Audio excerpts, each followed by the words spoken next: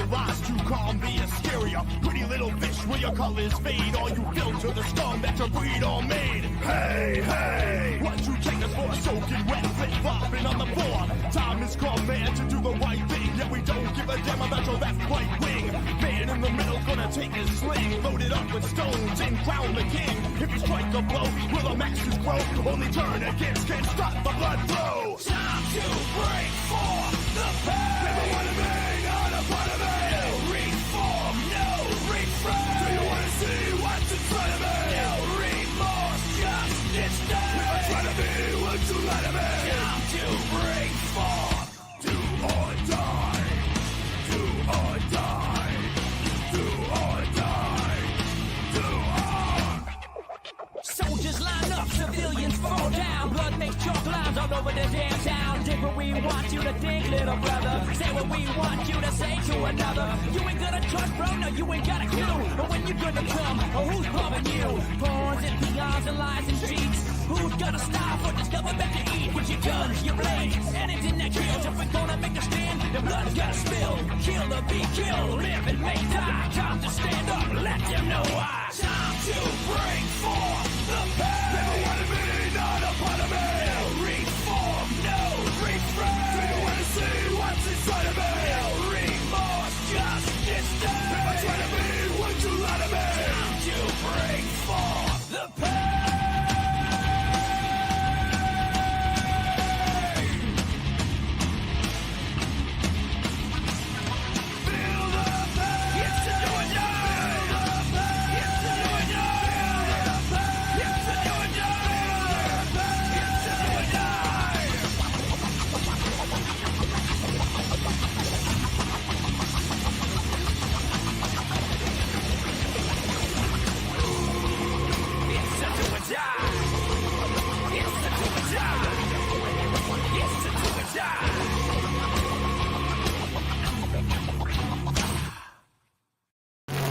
Hey, who'd you talk to? What's going on? It is me, Mike Leopard, King Mike Dell. This is Legit Paranormal, brought to you by LegitPodcast.com. It is October 27th, 2022, which is 10272022 for the math geeks. I get 2 plus 2 plus 2 plus 1, buddy, is what? No, man, stay with me again. Forget it, buddy. Nothing but the math geeks. Join me as always to my right-hand side, to your left-hand side. Buddy, Money Fair. What's up, buddy? Good evening, Mike. How are we doing tonight? It's time to get drunk. Gonna continue to get drunk. We're down here live at the Parlor. We're gonna have some ghost stories. People are gonna come up and tell some ghost stories. I know you got some ghost stories. I know I have some ghost stories. I don't know if you have ghost stories, to be completely honest. You haven't said so yet, but I guess we're gonna find out. Here's what gets us here. So, and if you are live watching us, please do us a favor by hitting the like, subscribe button, and leaving a comment. It helps with the algorithm. I will say that word maybe 10 times. That's not good. All right, I'm gonna have another beer. So, we're celebrating a night that's getting near Halloween, and we're joined by one of our newest members, C. Beanie. Hey, how you doing? You gotta be louder than that. Hey, how you doing? That's pretty good volume. So, C. Beanie, what brings you into the paranormal world? What do you like to do? Oh, I like to do tarot. That's one of my favorite things to do. I've been Learning very interested into it since I was very young. Which is weird to be interested in when you were really young, but... Well, my mom got me into it. I was into Star Wars. No, I was. Like, I never was into... I never even heard of that stuff. I got some stories about her, too. Some scary. So we do have a lot of scary stories, I would say, buddy. Now, let me start off with this. When we started doing this show, we were doing this show for a reason. It was so we had a show to do on a Sunday night that was very oddball in nature, and that would be just a great Sunday night paranormal show. So we started to get some guests on the show. Buddy started to book some quality guests, and we had a person by the name of Christopher De Cesare. Italian kid, which I appreciated. He did, however, pronounce his name in a way that I kept saying De Cesare, because I know a bunch of people with the exact same name, and he kept saying De Cesare. Anyways, he was called the boy of Geneseo.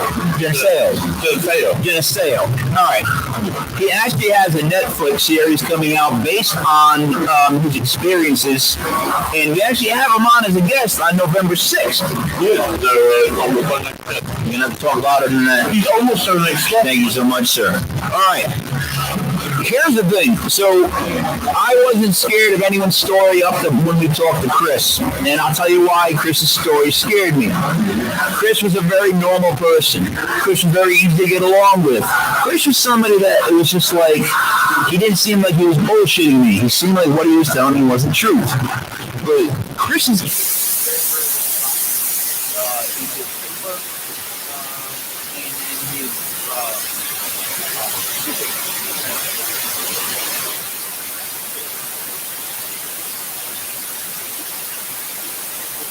So, it is scary to be about this.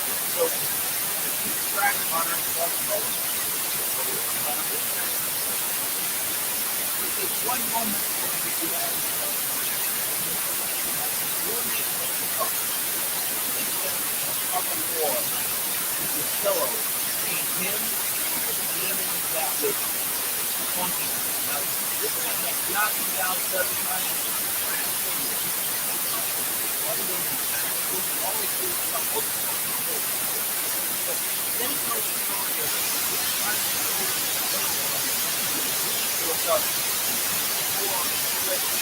tug of war in the air with the demon. And that scared me. So that was that's what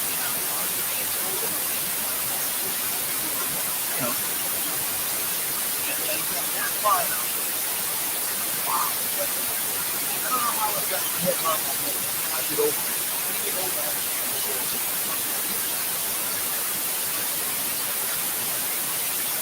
what do we do?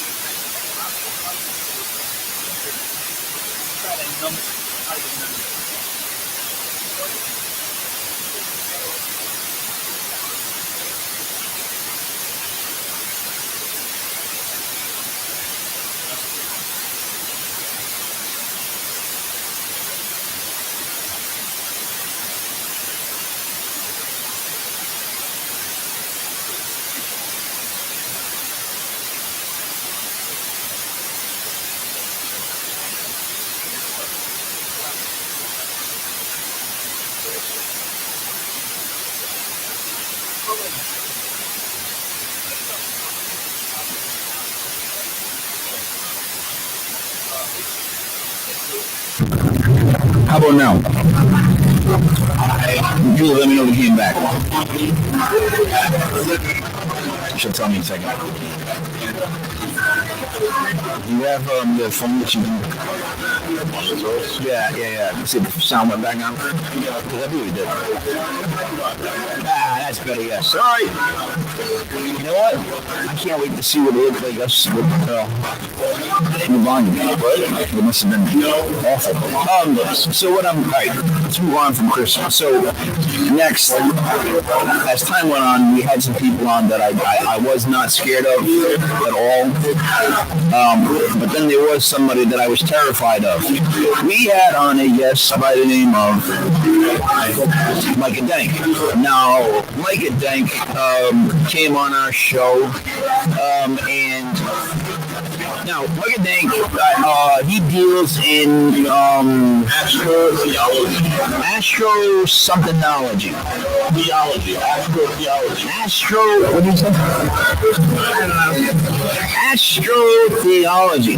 So, basically, he just wanted to show a bunch of slides, slide after slide after slide after slide, and then just talk over the slides. Now, that's not good with us. We don't like that. We like to ask questions. But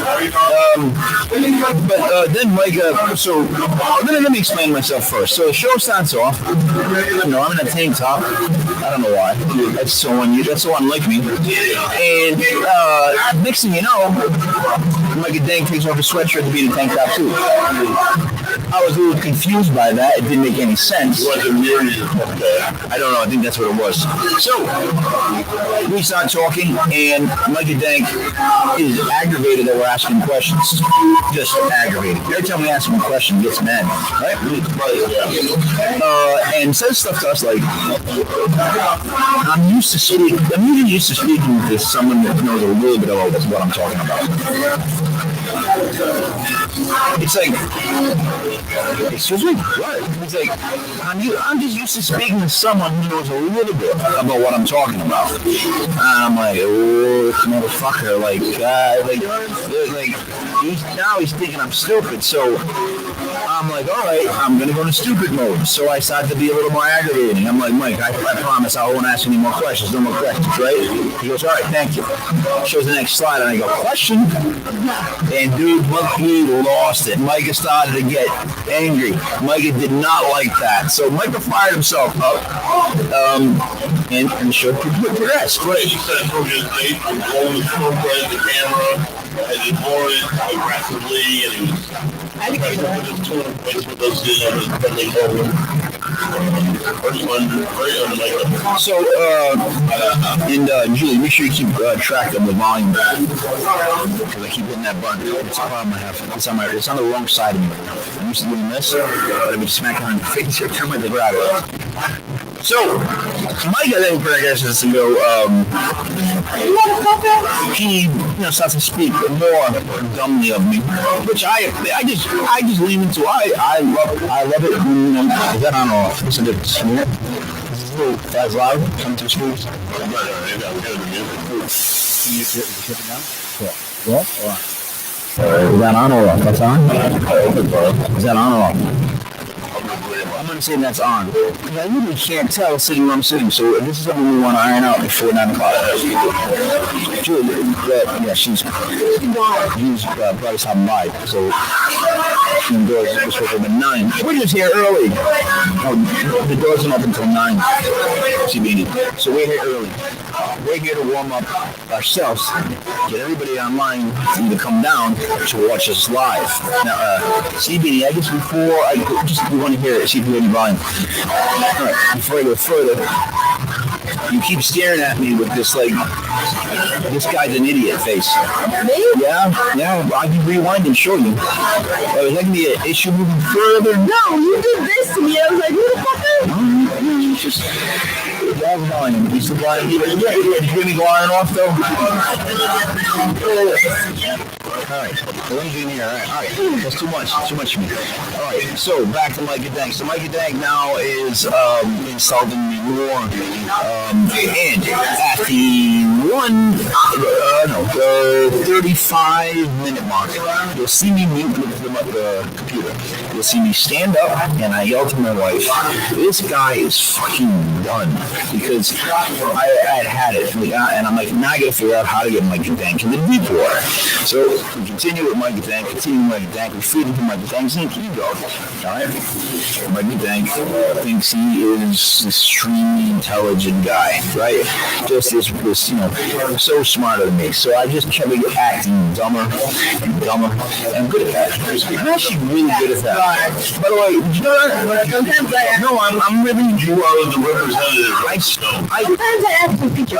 Yeah, I'm that good. I speak for the dumb. So, basically, I just was like, all right, I'm going to drag Mike into the deep water. Right? I'm going to make Mike seem as mean as I possibly can. And he just kept getting meaner. So, around around the quarter of mark, that's going to sound really good behind me. Around the quarter of mark, Micah Dank turned and said, I don't mean to sound like an asshole. Or he said, I don't mean to be an asshole. So now at that point, all right, Micah Dank is being an asshole. So here's my issue. Anytime you have to say, I don't mean to sound like an asshole, I don't mean to come off like an asshole, you're an asshole. You know it, I know it, assholes know it, like it's just an asshole thing. Okay, so at the very end of the show, I say to him, you know, the issue is, Michael, you acted like, you know, we didn't know anything, and we didn't watch your show, we didn't do enough back work. But the truth is, I watched your show, and I'm sorry, I blocked out of it. I didn't realize that. Is that all right? Is that bad? Is that bad for you? I can't do that. So anyways, buddy, so I said to him, you know, you had an issue with us asking questions.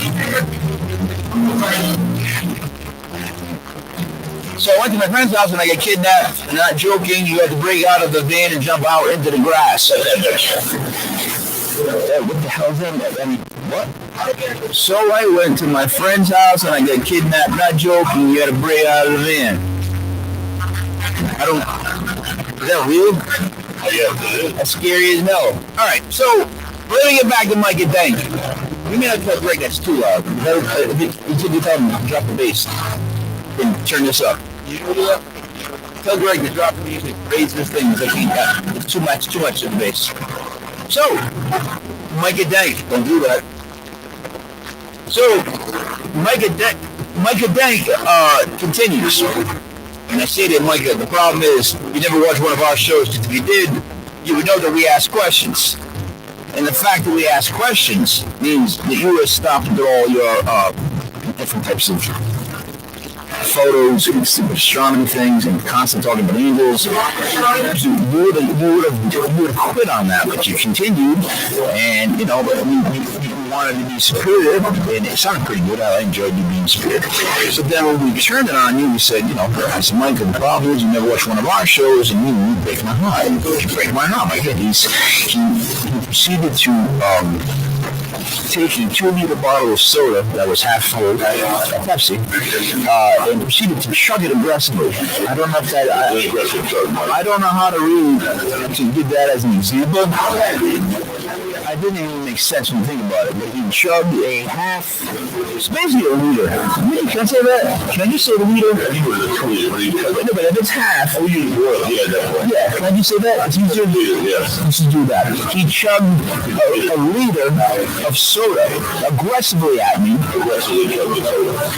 and scared me in the eyes. It made contact with me, would not say a word. So I didn't know how to end. I was not going to end the broadcast by letting Mike have an out. So I just kept saying any last words. Would you like to add something? And he just kept getting madder and madder and madder and madder to the point where I think he eventually said no. But I don't think it added to. I think it added to the situation a little bit more that I was laughing hysterically almost the entire show at him as you made fun of him. So probably kind of went up his ass sideways a little bit, but. And no one really cares if anyone went up my ass either way. So, let us talk more as we move forward. Around 9 o'clock is when we're expecting to start with some ghost stories. But for everybody that's listening, let's start with this one. Buddy, I'm going to do the duck. Can I do the duck? Would you talk to her? You couldn't do the duck. No, but talk to her. That's full. You want her under her sleeve. You want her sleeve. I know. All right. So a duck walks into a pharmacy and says to the pharmacist, "Do you have any apples?" The pharmacist says, "No, we don't have apples. This is a pharmacy." And the duck says, "Okay," and he leaves. Next day, the duck walks into the pharmacy and says to the pharmacist, "Got any apples?" The pharmacist says, No, you came in yesterday, asked for apples. We don't sell apples. This is a pharmacy. We don't have any apples. So the duck leaves. Next day, the duck walks into the pharmacy. Says the pharmacist, got any apples? The pharmacist says, you know what? You've been here 3 days in a row. 3 days in a row, I've had to tell you, no, we don't have apples. This is a pharmacy. So knock it off. If you come in here again, I'm going to nail your little duck feet to the ground. That's the ground. Leaves. Next day, duck walks into the pharmacy. Says to the pharmacist, hey, you got any nails? And the pharmacist says, no. And the duck says, you got any apples? That's so dumb. Oh, it's so dumb. Yeah, and then, Oh, I love it. Oh, I love it. Oh, man. All right, let me tell this story. Buddy, I'm gonna move over to this. This is another paranormal event. I was writing down, so they have escape rooms, things that are called escape rooms, right? You pay money and you go and you stand in what's called an escape room, and they give you like some sort of like puzzle to figure out. Beyond, just whip it out. just maintain focus. So basically, I'm ready for another drink. I'll finish in 2 seconds. So basically, what I'm saying is, not you. Basically, what I'm saying is, what was I trying to say? Something about an escape room. There you go, bang. Escape rooms, they're not made scary enough. In other words, they need to be age appropriate. They need to be just person appropriate, like because they're all the same, like, you know, rock, key, find a dinosaur, that kind of bullshit. Like, I feel like I'm rummaging around my kids' playroom, right? My theory is anybody with all white hair, gray hair, you have to try to figure out an ATM. Like, you got to figure out about $200 in cash, and they got to be in 2 separate bills. No. And they'll go. Say you DVR to record Dr. Phil on a Sunday. We got about it. First, the old people have to go to the ATM room. They got to figure out $200 in 2 different types of bills. Go. And they'll be like, you ever watch? It's the worst, right?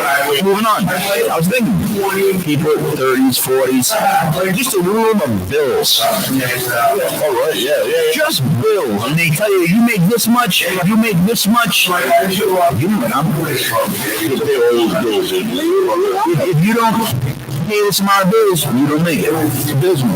But you know the right way. Then cookies, Camel cookies. What's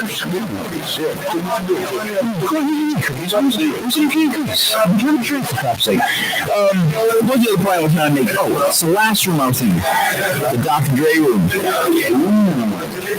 Here's the difficulty with a Dr. Dre room, right? You walk in, they open the fridge, it's all 40s, dry ice comes out, right? Everybody's dancing, but they're not really moving. They're dancing, but standing still. They just throw their hands up, that's it, right? The trick of this room is you don't want to leave. That's why you don't want to leave. That's the trick. Yeah, right. They trick you like that. They go. Look what I turned her to talk to her. It's like she's eating Oreos and drinking cranberry vodka. No, not drinking cranberry vodka. She's watching it. She's actually got more of a drink now because the ice is melted. Oh, really? Yeah. She actually has more drinks. Somehow she figured out a way to keep you having more of a drink as opposed to getting less. I have not figured it out. Okay. So where was I at with the last one? Which is breakout rooms. Okay. The Mr. What do you want to call him? I'm going to spill stuff all night. Of course. So what could be, what would you guys consider truly a scary breakout room? Like, if you had a really, they make real life, real of today, like what's a real, true breakout room, panic room, like something that's going to really stress you out? What did they put you in? Let me tell you, talking to Mike. Abandoned hospital with the sheets all lined up in a maze kind of thing. That could be one room.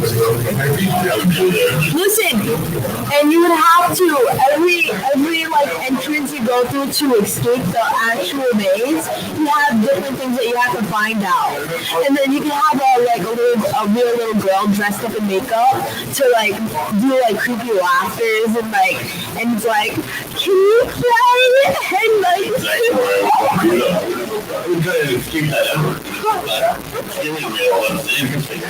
creepy hospital? Creepy hospital, absolutely. Children abandoned, a pyramid, please, let's talk. Really? What is a real haunted location? That's not scary, buddy. That's the worst place I can think of being. I could think of it. Imagine the film Indiana Jones and The Last Crusade. You ever seen that movie? Yes, I have. No, I have not. You haven't seen that movie? I don't watch a lot of these movies. Sorry to hear that. I've seen Goodfellas, Bronx Tale, The Godfather. I've seen Donnie Brasco. I've seen Gangs of New York. I've seen, other than that, Rocky. Okay, so anyway, Harrison Ford breaks down into the library to go find the tomb of the night. When he gets down into the sewers, into the catacombs, it's like 25,000 rats. That is my fear. Being covered in rats. Wow. All right. So actually, I hate to say this, but if Greg can hear me, he actually remembers this story. The living room story was one of the scariest stories that I could tell. So if you guys are afraid of rats, you don't want to listen to this. There's no joke that we had a rat issue there for a while, gigantic rats. So what we would do is, if we got the keys for Mandy to open up early, we would make somebody from the other band go into the living room, and we'd be like, dude, take 20 steps into the dark and just stop. That's what me and Phyllis would do. We'd tell them, take 20 steps into the living room and just stop. And then we would hit the lights, and when the rats ran by them, like a stampede, they would almost shriek. Yeah. I've heard grown men go like, I just lose it, because they were big, and it's like, they didn't play. They did not play. Like, they were not afraid of you. What about mice? No, this is super. No! Are you saying mice too? No. So mice are this big, right? The rats were like this big, and they have that long tail that's just all skin. It's disgusting. Yeah. Ew! Yes. That's why you have a bat with you. Yeah, it's true. Rats are the worst. Yeah, I'm not a big fan. Although I did enjoy the band Rat. I can't say that I did enjoy the band Rat. They were probably one of the better 80s metal, if you really think about it, because they weren't really near metal, but they got caught in it. They were definitely metal. Rat? Like more 80s rock. No, come on, Rat. Here we go round. Break it up. All right. So, as we continue, so here are where we stand. It is now 8:58. Good. You screw yourself in the eye with that one? Of course you did. Of course you did. That always happens. You cannot do that. It's one of those things that always happens. With power in the eye. Buddy, other guests that were terrifying. Recently, Mr. Robert Fitzgerald, right? Oh my God! Oh yeah! That's very good. No, Barry. Who's the Barry told a story about the underground. Barry told a scary story. Yes, that's what I wanted to talk about. I like Barry. Yes. So Barry scared the absolute shit out of me, because Barry was somebody that was a believable person. He's from what? Ghost Hunters International. Yeah. So he has a beautiful advertisement. Yes, it's a brogue. It's called brogue. So, I never said brogue. on that? I did. So he talked about the Skinwalker Ranch, talked about how what they found underneath the ranch was terrifying, and that there's something below there, and that affects everything. And then he mentioned that he went on another dig, right, a more recent dig, and that they went deep below the ground and they found something that, in his words, changed his paradigm. Right? What? I'm sorry. Change. I was reading the message. Changed his paradigm. What does that mean to you? What does that mean to you? Change his paradigm. What does that mean to you? A pirate? I didn't say pirate. Okay. Anyways, he was talking about how it just changed his whole outlook on life, on religion, everything. So I'm like, all right, there's a famous guy, and he just said he found something buried under the ground that changed the way he looks at life. I'm like, no, you didn't. No. You know they're making another pirate movie that's coming out? It's Caribbean? Yeah, but it'll be the first one ever rated R. So, to get back to what I was saying, what was I saying? Barry Fitzgerald, let's talk about Barry's problems. So Barry is like, he saw something on the ground that changed how he looked at stuff. So, is it gold though? No. So I'm like, dude, I gotta find out what this is, and I'm trying to figure out how to talk to Barry and get this information on him because he doesn't want to tell us. He doesn't want to tell us. It's one of those tune-in type of things. So, keep speaking to Barry, and I eventually somehow get on the whole thing of a snake. I thought there was a snake, and a snake being involved on the ground of the Skinwalker Ranch. So we followed that up with so I said, so what you saw underneath the ground and then you did to change your whole paradigm, was it serpentine in nature? Yeah, for me it was. I didn't even know what it meant. I just know that I went with serpent, and I was like, I'm going to add turpentine, turpentine, and just go forward with it. Just make up my own. What do I care? Is this a Skinwalker? What is that? It's horrifying. Nature is just taking a shit. What kind of photo is that? Who sent you a photo of a demon taking a shit? No, I prophesied an event. So basically, I'll tell the story later. James thought it was a chicken shit. Well, I'm not. I know what I saw, and I know. Did you get it? No, somebody else did, and they caught it at the location that I went to. But I'll tell them. Wait a minute. What you just showed me was a horrific figure. Who drew it? I don't know. Why does it look... All right. But how do you know that that's what you saw? Because I saw it. It was exactly that? It wasn't white. It was black. It was black. It had long hair. It had red eyes. It had that nose. It had those feet. And it had those hands. And it was in the bathroom? And it had sharp teeth. No. It was upstairs underneath the dining room. How big was it? So He took up like a whole... So that's a male figure? Honestly, it's not. It comes out as masculine, but it's not a man. It's something that's been around for centuries. Where? I feel like, Wait a minute. When did you see this? a month ago. Like a month. Where did you see this? When me and James went to... Can you put it up for the camera and see if we can see it? Get that focus, back it up to the light, because the real close the light. See how the camera just shined on there? See that? Now you're claiming to have seen this, and on top of that, you're claiming... I was threatened by it. Threatened by it. And I was followed. Wait, so where did you... Start off. What were you in? I was... So, this house... I don't remember the exact name of it. James does, but... Make up the name of the house. I'm not making it. Speak louder. So, I'll just tell you what the house looks like. It was a morgue. I'm pretty sure it was a morgue. Oh, that's fantastic. Well, it has a morgue in it. That's awesome. And basically, there was doctors and nurses there that took care of people.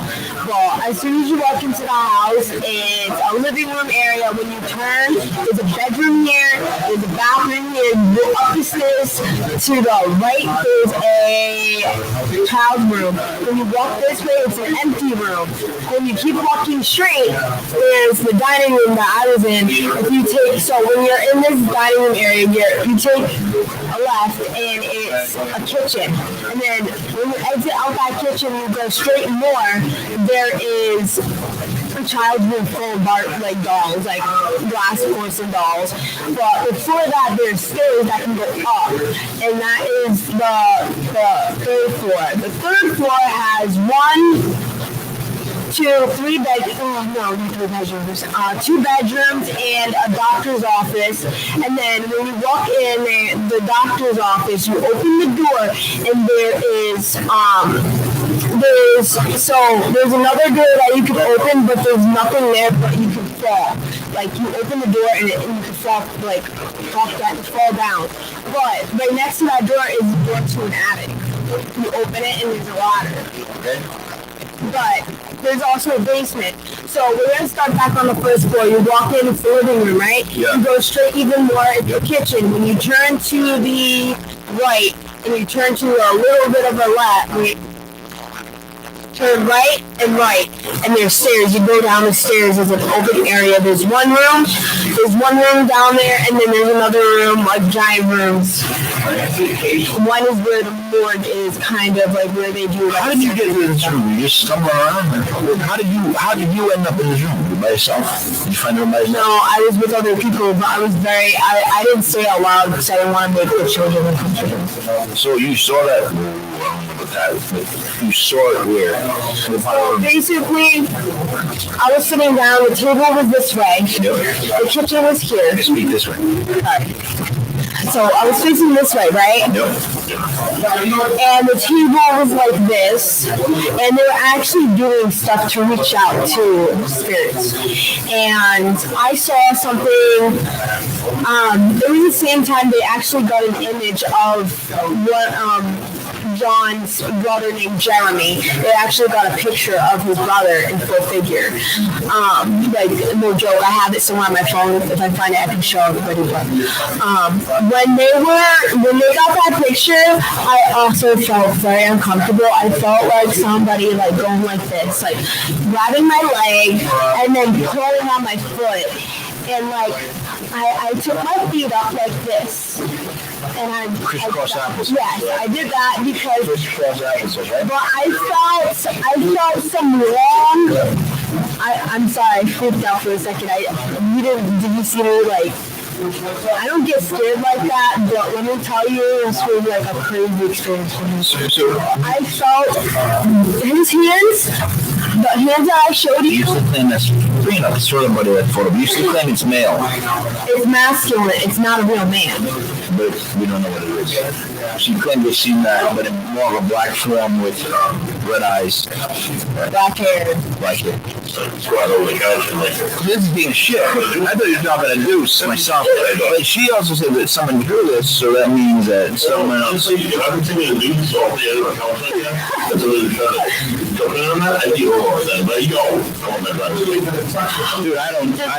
for the record, there is never a reason to drop a deuce off a couch. It doesn't even make sense. No, you're just not sure. It's a rotten name. I'm sorry, I'm not trying to correct that. Go ahead, continue. No, I was trying to help my girlfriend out since she's not here. No, you're trying to just say. So when I was sitting down at the table, it was me, it was my best friend Anna, and then somebody else. I don't remember who it was. But I sat there and I was like, go away. Like in the back of my mind, I was like, go away, just leave me alone, go away. But I felt his hand. Did it make any noise? No. He was laughing. Like he didn't mumble or anything. Did he make any noise? In a way, yes. Did he make any noise? No. He was laughing. No shit. That's making noise in my book, buddy. Buddy, can you go to the judges, please, on that one? Oh, Thank you, sir. I didn't finish. Whilst I continue. Go ahead. That's how you know that was him. Come on. Okay, so when I was sitting on the chair, I saw those long hands go like this, and it went from here to here. Why? I don't know. He was targeting me because I called him out. So, I said, as long as I'm here, you need to leave me be. Because I'm so sensitive to spirits, and leave me be. And he took it really wrong, and he wanted to be a bitch. alright, so, you dealt with this spirit. Yeah. He followed me in the basement, too, and had his friend follow me, and I had to get somebody to get this motherfucker to... No, see, this is sorry. So this, I'm sorry. That's all right. Just like This is what I don't think a lot of people understand. This is what I never understood. This is what no one ever explains to you. Apparently, you have to cleanse yourself sometimes. Yep. Sometimes you can be followed home by a demon. no. I didn't even know that you had to close out a Ouija board after you were played with it. Yes. It was not in the Parker Brothers instructions that you have to close out every session with a Ouija board. I didn't know that you could leave open a portal. You need to say goodbye. Regardless, you need to set that intention and say goodbye. Okay, back to your story. This thing, this freaky looking thing with a big nose. I left this room. I went downstairs. Let me finish. Okay. I went to the basement. And I'm not scared of anything. No, you're not. Not a chicken shit. No, you're not. I didn't have my son. I would have slept upstairs. But I didn't want anything getting attached to me. I didn't want to bring anything home around my son. So I said no. And I slept on the first floor because it's the most safest. Because it's surrounded around, angels. Why didn't you go home? Huh? Why didn't you just go home? Because I'm not awake. You couldn't get a Uber? I don't have money. Or a car.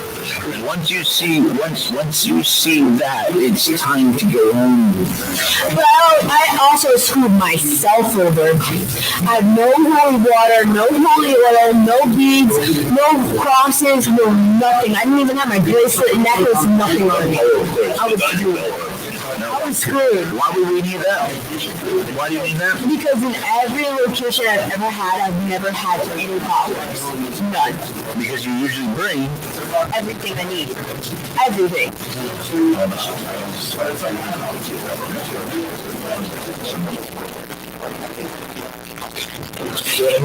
Yeah. You can just do it right now. Just grab it. Yeah. Sorry. Excuse me, why'd you pick me up? I don't do I'm sorry, that was a side note. Holy water on my head? No, I don't understand holy water. I just never understood the whole concept of it. Like, You're allowed to? I never understood why crosses. I never understood why crosses were like a big deal.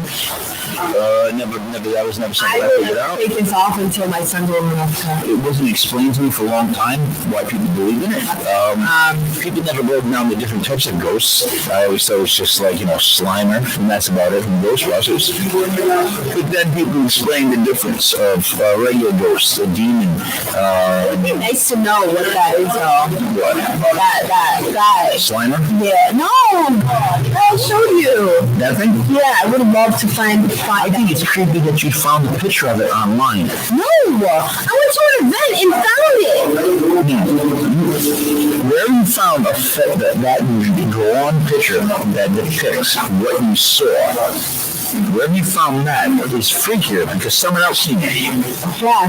Alright, where did you find the picture? At an event. So at the same event you saw the photo of it. You saw it later that night. No. It was a different event. It was one event, and then a couple of months later, I saw this picture. So I don't know if that's a good thing or a bad thing. I don't know if I'm screwed. All right, so you see the picture of this thing. Did you get a freaky feeling when you first saw the photo of it? I was talking about it, and my friend came up behind me, and I literally had a panic attack. I like almost shut down. I was like, don't ever do that to me again.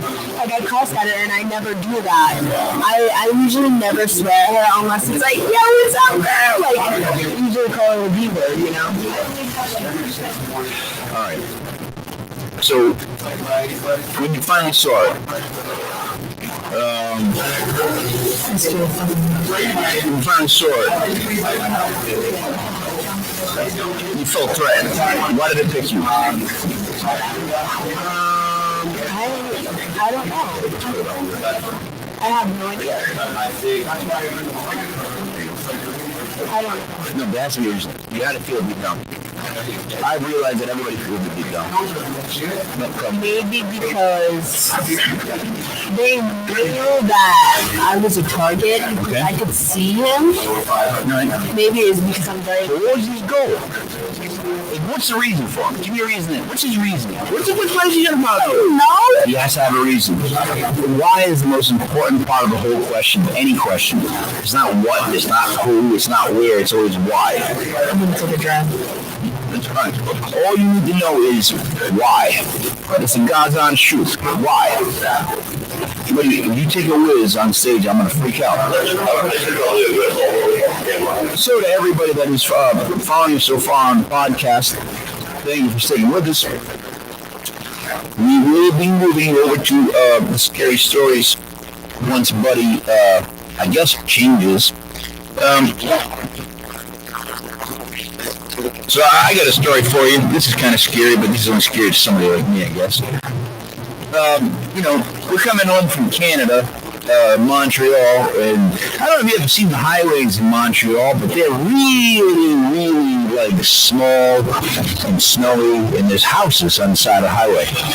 Well, the guy driving was, driving a bit too fast, and the reason he was driving home so fast in the snow was because he was just a little bit guilty because, well, he slept with a whore. I mean, these are things we do, well, not that I do, but, these are things that happen when you go to Montreal. I mean, you're going either there for gambling, skiing, or whores. No, I'm pretty sure there's 3 reasons to go to Montreal. It's skiing, I forget the second one again, and whores. But even their TV is just our TV shows, like Growing Pains and whatnot, but in a French accent. Well, not accent, French language. No, that's fine. It was just a pain in the ass. I hated it. But anyways, he was driving awfully fast because, like I said, he had slept with a whore. And he did a fishtail once, and we were like, slow down. You're going to kill us. There's no need to kill us. And he's like, don't tell me how to drive. I slept with a whore. So he keeps driving that fast, and I'm in the passenger seat. I have no seatbelt on. So we fishtail once, we fishtail twice. Next thing you know, we're going across oncoming traffic backwards. He yells, well, this is the kind of leader that this guy is. This is the kind of like inspiration he brings out of you. He says, we're all gonna die. That's all of it, right? But you wouldn't even, like, I mean, you cannot, I don't want to hear it. You can't know. Nothing can know. Can I tell you secrets? Stop. No, there's no secrets, no. So, let me tell you this. Where was I? So we go, now we're going wrong way on the highway, out of control in a car. And now, remember, this is all because he slept with a whore. This is the reasoning. A hooker. Like a real whore. Like literally, I ended up in what I thought was a strip club, or was not a strip club, and I mean, I already have a problem sometimes with them because I have a touch problem and a smell problem. Yeah, that's trouble. Like the time that I caught Phillips, this one girl would walk by at what's that place? It looks like they dug a hole and put some chairs in it. I forget the name of it, but I was there, and there was this one woman who came by, and she's like, she's like, private dance, and the smell hit me before she did. Like Pepe Le Pew type smoke of smell had hit my nostrils before the woman had actually joined me. So when she stood in front of me and I realized how bad she smelled, I was like, yes, I would like a lap dance. I said, I would love one, but not for me. I said, my friend right there would love one. And I could hear the woman. Anyways, all I remember is she walked over to my friend and he was smiling as if like I got him a gift.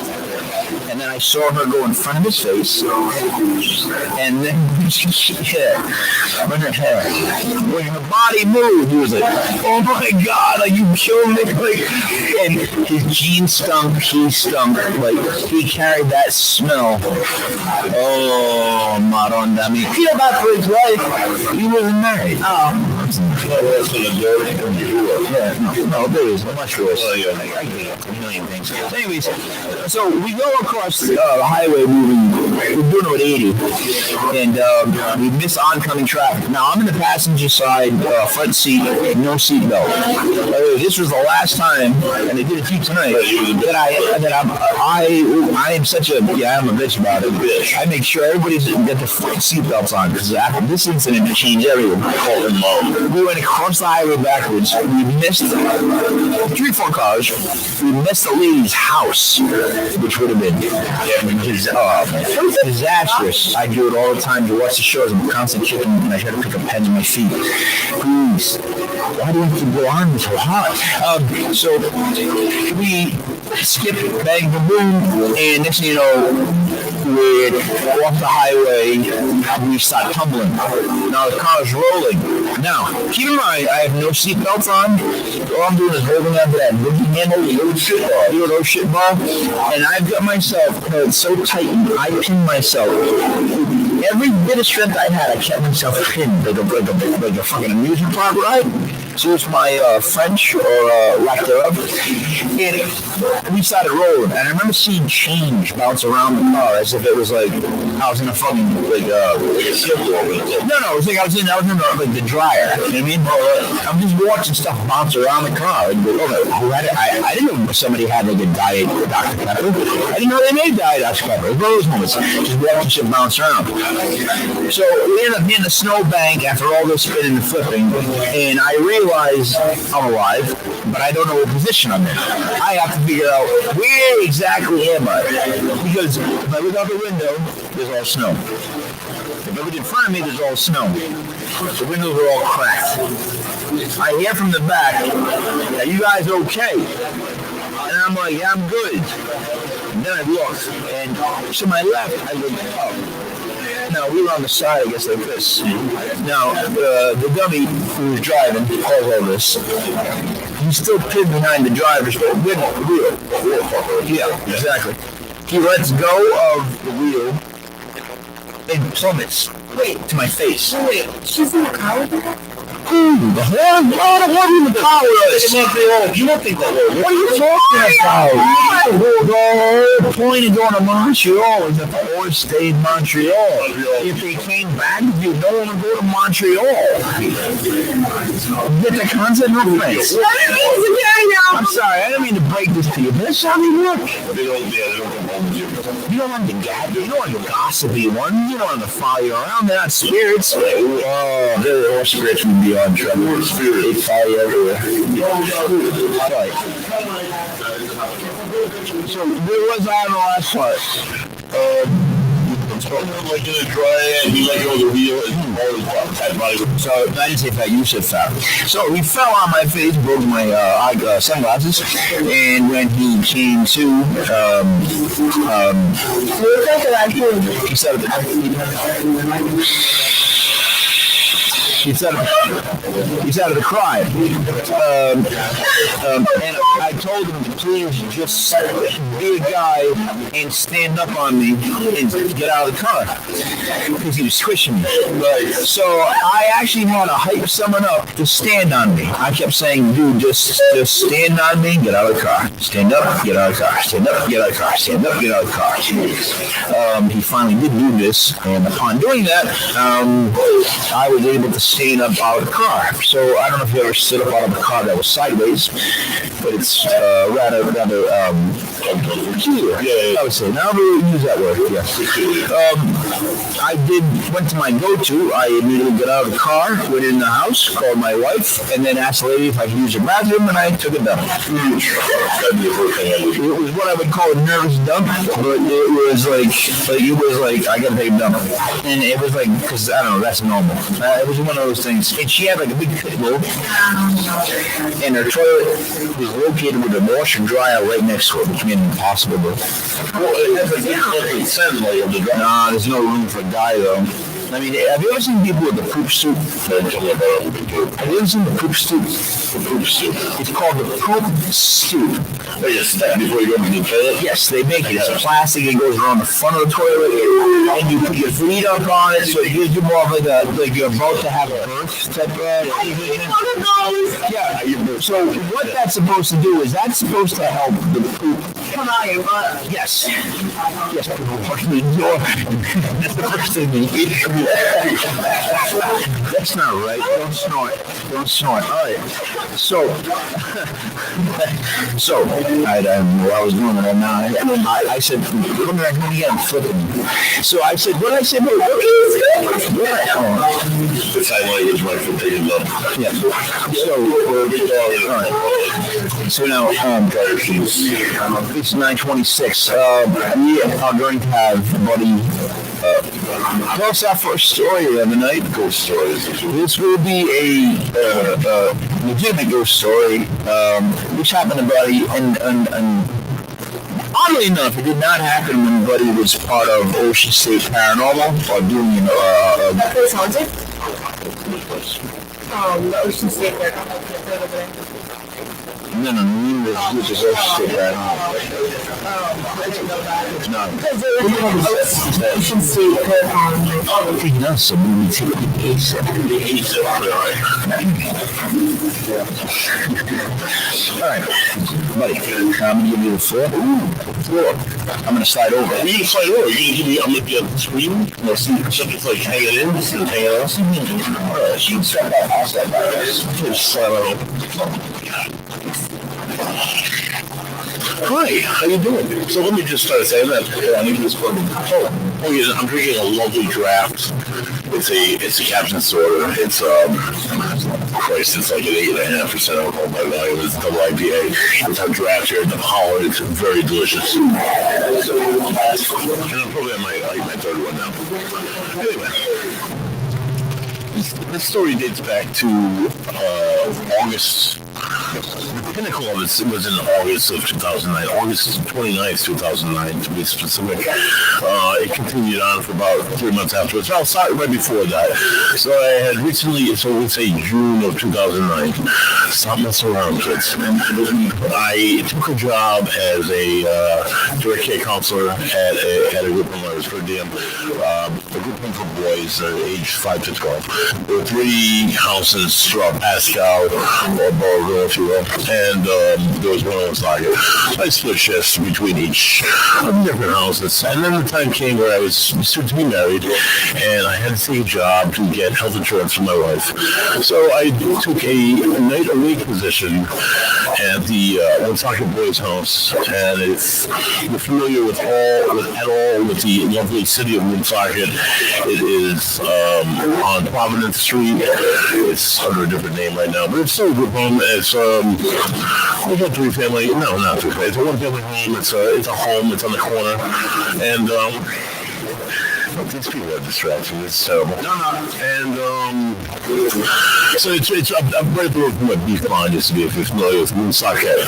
So we go I took a position there on the nether weight position. I would clean the house. I would go in. I would do a checks with the other staff. I would make sure that all the doors were locked. The TV was off downstairs in the playroom.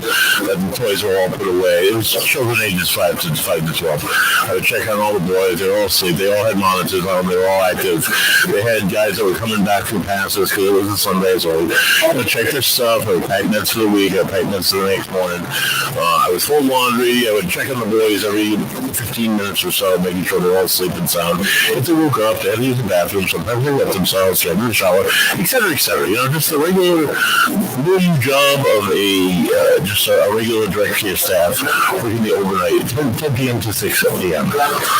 When I first started working there, people would ask me to do ghosts. No. I had experiences when I was younger that I did not relate with the paranormal, and I had just kind of like went through life like, okay, maybe it's real. I like to go to this place like Mercy Brown. I like to go to this place like the old lad school or various places around Rhode Island, and like took the legend trip and attempt to like see if I could like have an experience, and I never did. So as I grew into my 20s, I realized that this was just like man's attempt at making sense of the world. You know, this is just like, oh, let's blame it on the ghost because it's an easy target to blame it on the ghost, to blame this unknown activity on a ghost. So that's what I would tell people. I'm like, no, you just seen stuff. Your mind goes to a ghost immediately because it's an older house, and it's just fun to believe, or it's cool to believe, or it's an easy excuse to say, oh, it's the ghost that did it, rather than something like a well thought out explanation. So I find myself in this house by myself, alone every night. There's 1, 2, 3, 4, 5, 6 boys in the house, ages between 4 years old and 12 years old. And it started as what I contribute to now, to like the feeling that I get when I'm in a location where my body recognizes a change in energy, a change in atmosphere. I start having feelings in my body that I like pressure in my back, pressure down my spine, pressure. I can feel like it feels in my chest. I can feel it in my abdomen. I feel super anxious. The room gets tremendously smaller. Get really anxious and about like claustrophobia. When I just had that, those weird feelings. The feelings that you're being watched. The feelings that you're not alone. And as rational as I tried to be about it, I couldn't excuse what these feelings were. They were unsettling. They were uneasy. I constantly found myself looking across the house. So you walk in the back door. That was the main entrance to this place. And you walked into the kitchen. And off the kitchen, there were 3 bedrooms and there was a bathroom. We walked, it had like a doorway going downstairs, and you were downstairs. There was the larger half of the basement was a playroom, and all toys, and had a TV. It had a locked door going upstairs. We had to always make sure it was locked. We had a pantry down there. We had some freezers and fridges. So part of my job when I come in, get people with staff, go walk around. Like I said, just check locks, check, make sure the toys are put away, TVs are off, stuff like that. It's just regular safety stuff that you would do with any mundane good morning, just stating that. So you walk into the kitchen, 3 bedrooms off that, the downstairs, the bathroom. You walk through a French door, and it's a double living room, double parlor. In front of that, in the front of the house, is a screened-in, wall screened-in porch. It's called the flower room. And then you wrap around the corner, it's another bedroom at the bottom of the stairs, and the stairs that go upstairs. Well, it used to be 3 bedrooms, but at that point, and now still is, 3 clinical offices. So it's probably started, the activity for me probably started, like I say, in June, July. I started doing a restoration project, painting and plastering the walls in the bathroom, right in the kitchen, right off the kitchen. And I'd have like experiences where I feel like somebody was like hanging over my shoulder, and I would just turn around. I would look to the opposite end of the house. I looked at the flower room. My attention was always going into that double collar, into that flower room, and I get creeped out. And at times I wouldn't even want to look. I'd see that with my peripheral, and like, nobody, it's nothing. Stop feeding into it. You're just feeding into your fears. You're feeding into these stories these people are telling you. It's nothing. So I got married on July 26th, 2008. So we started in 2008. One of my honeymoon, came back. I said the 29th. I should have said the 2nd. It was August 2nd, and it was a Tuesday night. It was a Monday going into a Tuesday, so I went on Monday at 10 p.m. and I was working 6 until 6 a.m. the next morning. I walked in, did my rundown, my walkthrough with staff. Everything was cool. Did some laundry, checked in some patient stuff, packed the meds for the next day. Sat in front of the doorway. So my job was to, at the one doorway, the one bedroom that was immediately off the bathroom in the corner of the kitchen, there were 2 boys that slept in that bedroom, and a few of them had abuse issues, so I had to sit in the door to make sure there was no sexualized behavior or whatnot. So I'm sitting in the doorway, and I feel this overwhelming. To this day, I couldn't tell you why I had the feeling, where it came from. Even what I was thinking, I was just like looking, I was using my computer and I was playing a video game. I think I just started crying uncontrollably. Unbelievable depression. I couldn't get into one certain thing or another. I was very happy in the moment because I had just gotten married. I had just come back from my honeymoon. And so I called my wife and we talked about it for a little bit. And we were just like, maybe it's like you're an uncle with the same situation. I couldn't put it to any reason why I had this overwhelming sadness. I was just incredibly sad. So I went about my night. That was probably like 11:30, 12 o'clock. I went about my night and did my stuff and stayed busy and stayed awake and cleaned the house and stuff. Around 4 o'clock, 4:30 in the morning, actually it was right before 4:30 in the morning, I started getting ready for the morning prep. Because the morning staff comes in at 6, and usually the breakfast table is set up.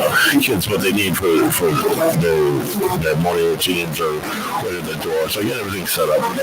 As I'm unloading the dishwasher, I heard a noise. So in each bedroom, each client's bed has a motion sensor trained on it. So as soon as the clients threw their legs over the top of the bed and were about to get out of bed,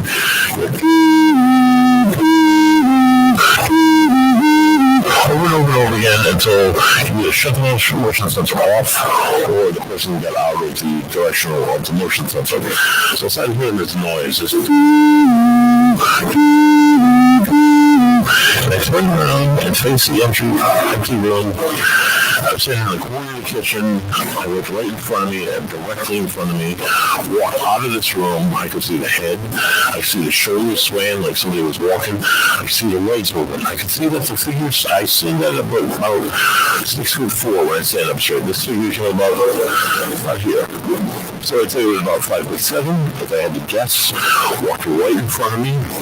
That's faced where the bedroom and the bathroom are. It's about a 3 by 3 foot wide area that opens up into the main kitchen. And this entity, this shadow figure, walked right out of his bedroom, walked about 6 inches in front of my face, walked from my 10 o'clock across to my 2 o'clock, and completely disappeared. I have never been so terrified in my life. I grabbed hold of that countertop with dear life. I was frozen. I knew what I saw, but I didn't know what I had just saw, but I knew what I just saw. I just saw what appeared to be it was translucent. It was black.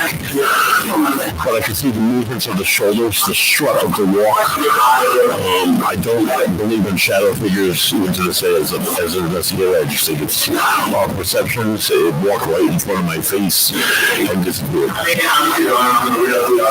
After I had spent about close to 30 minutes, it was almost 5 a.m., calming myself, trying to figure out what had just happened. I got the nerve up to peek around the corner, and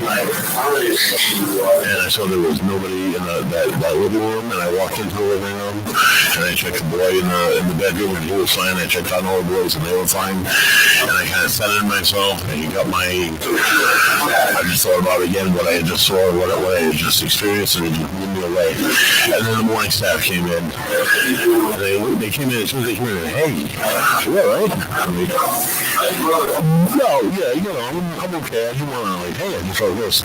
But hey, you look like you just saw a ghost. My face was white, I was pale, I was completely confused. As soon as I left, I went home, I wrote down everything in detail that I saw. Then after that stuff happens, I'm like folding laundry and I feel like on the back of my shirt. I turn around fully expecting to see one of my 6 boys having to use the bathroom or something, and there was nobody there. I'm in an open wide kitchen. I'm folding laundry. There's nobody there. Other nights, I'm sitting at the desk and I can hear the footsteps going up the stairs. Go up into the office above me.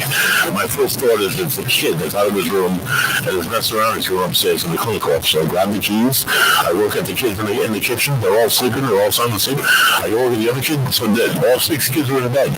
So who is this that I just heard go up the stairs? I'm looking up the stairs. I'm looking at the doorway. I'm looking. They're all locked. They're all closed. So I go up the stairs, thinking that maybe somebody broke in.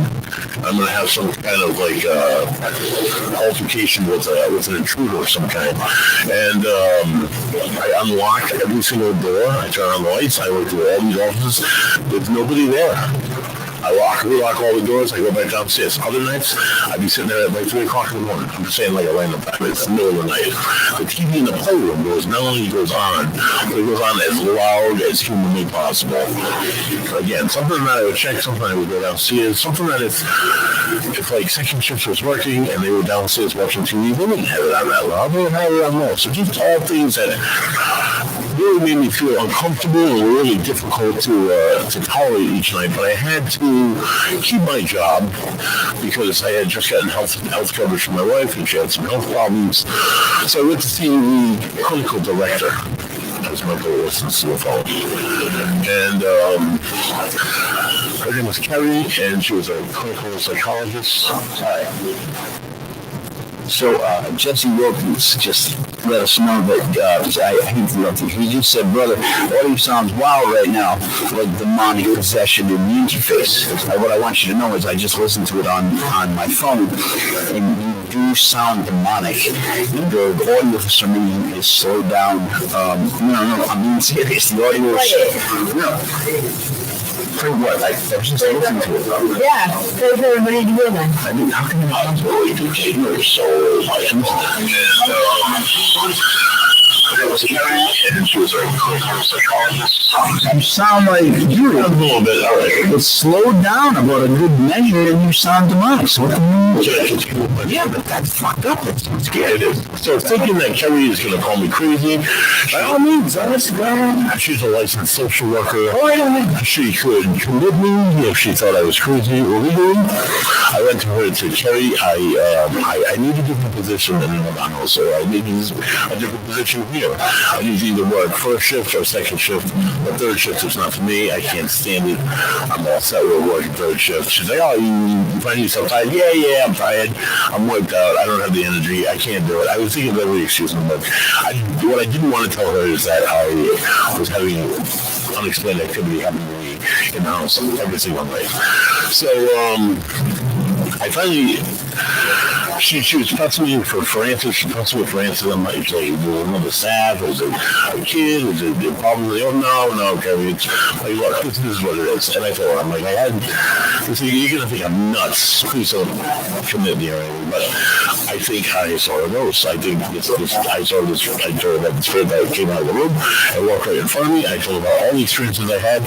I'm like, please don't think I'm crazy. I'm like, just this film, it's tearing me apart because I can't make hide to hear of it. I don't know if it's me. I don't know if it's something that's real. I don't know what it is.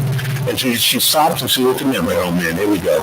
I'm going to get fired or something. She's like, no. She's like, I don't know. I believe you. She's like, I've had experiences myself. Seems like last summer we had the floors done, and she came and she's like, I came into the building. I was the only one in the building. They had just redid the floors. I started putting on the floor in the living room, and I bent over to pick it up. And when I bent over, she was a bigger woman. She heard a man whistle and said, hey, baby. And she ran right out of the house. So now this woman believed me. So I'm like, so what do I do? Can I give her another position? She's like, no. She's like, talk to Lily about it. Did the woman believe you because you also bent over to pick up a penny? No, I didn't bend over at all, Mike. You heard hey baby? I didn't hear hey, she heard hey baby. I'm just wondering because you said that and then after that you said and that proved like that she believed you. She believed because she had an experience. Oh, alright. You need to preface that. It sounded like it was more about you getting I wasn't sexually harassed. My boss. My bad. I have a question for you. Please. So my question to you is, did you get to pick up any energies of like how it was feeling? Oh, okay. So did you see exactly what it looked like as well? Yeah, it looked like a black shadowy translucent figure. Like I said, the shoulders were moving, there was a strut in place, you see the legs moving, you can see about how tall it was, you see the definition of a head. It was like disco. It was like,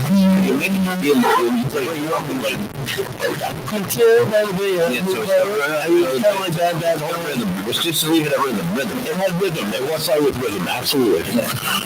So, after I had my cousin with my clinical order, she's like to call Lily, and Lily was the other overnight worker who worked in the Pastor Boy's house, who had worked in my house, who had some kind of spiritual connection. So I called Lily, and I'm like, Lily, and I don't want to sound crazy. I'm listening. And, but I'm having this experience. She's like, oh, have you seen the woman? What are you talking about? That was another experience. I was alone. You're alone by yourself in the house with 6 sleeping boys. I get a phone call, and I pick up the phone, and it's my boss, Carrie. This is months before. My boss, Carrie, she's like, hey, I just drove by him. I'm at home, and who you got there with you? Are you training somebody? I'm like, no, it's just me. It's like, who's that sitting in the flower room? I saw a woman sitting in the flower room, looking out the window as I drove by. Like, don't fucking say that to me. All respect and whatnot, just like, I'm here all by myself. Before I had the experience, I'm like, don't even say that to me. I don't want to hear that. I don't want to hear those stories. Keep them to yourself. Right? I'm going to go overnight. I'm here by myself. Please, shut up. So she keeps telling me, shut up. She keeps telling me about this woman. So she's like, Lillian sees this woman. So I called Lillian and I told her, so she's like, you see the woman? I'm like, no, I don't see the woman. She's like, the woman walks through the house. The man walks through the bedrooms. The woman walks through the house.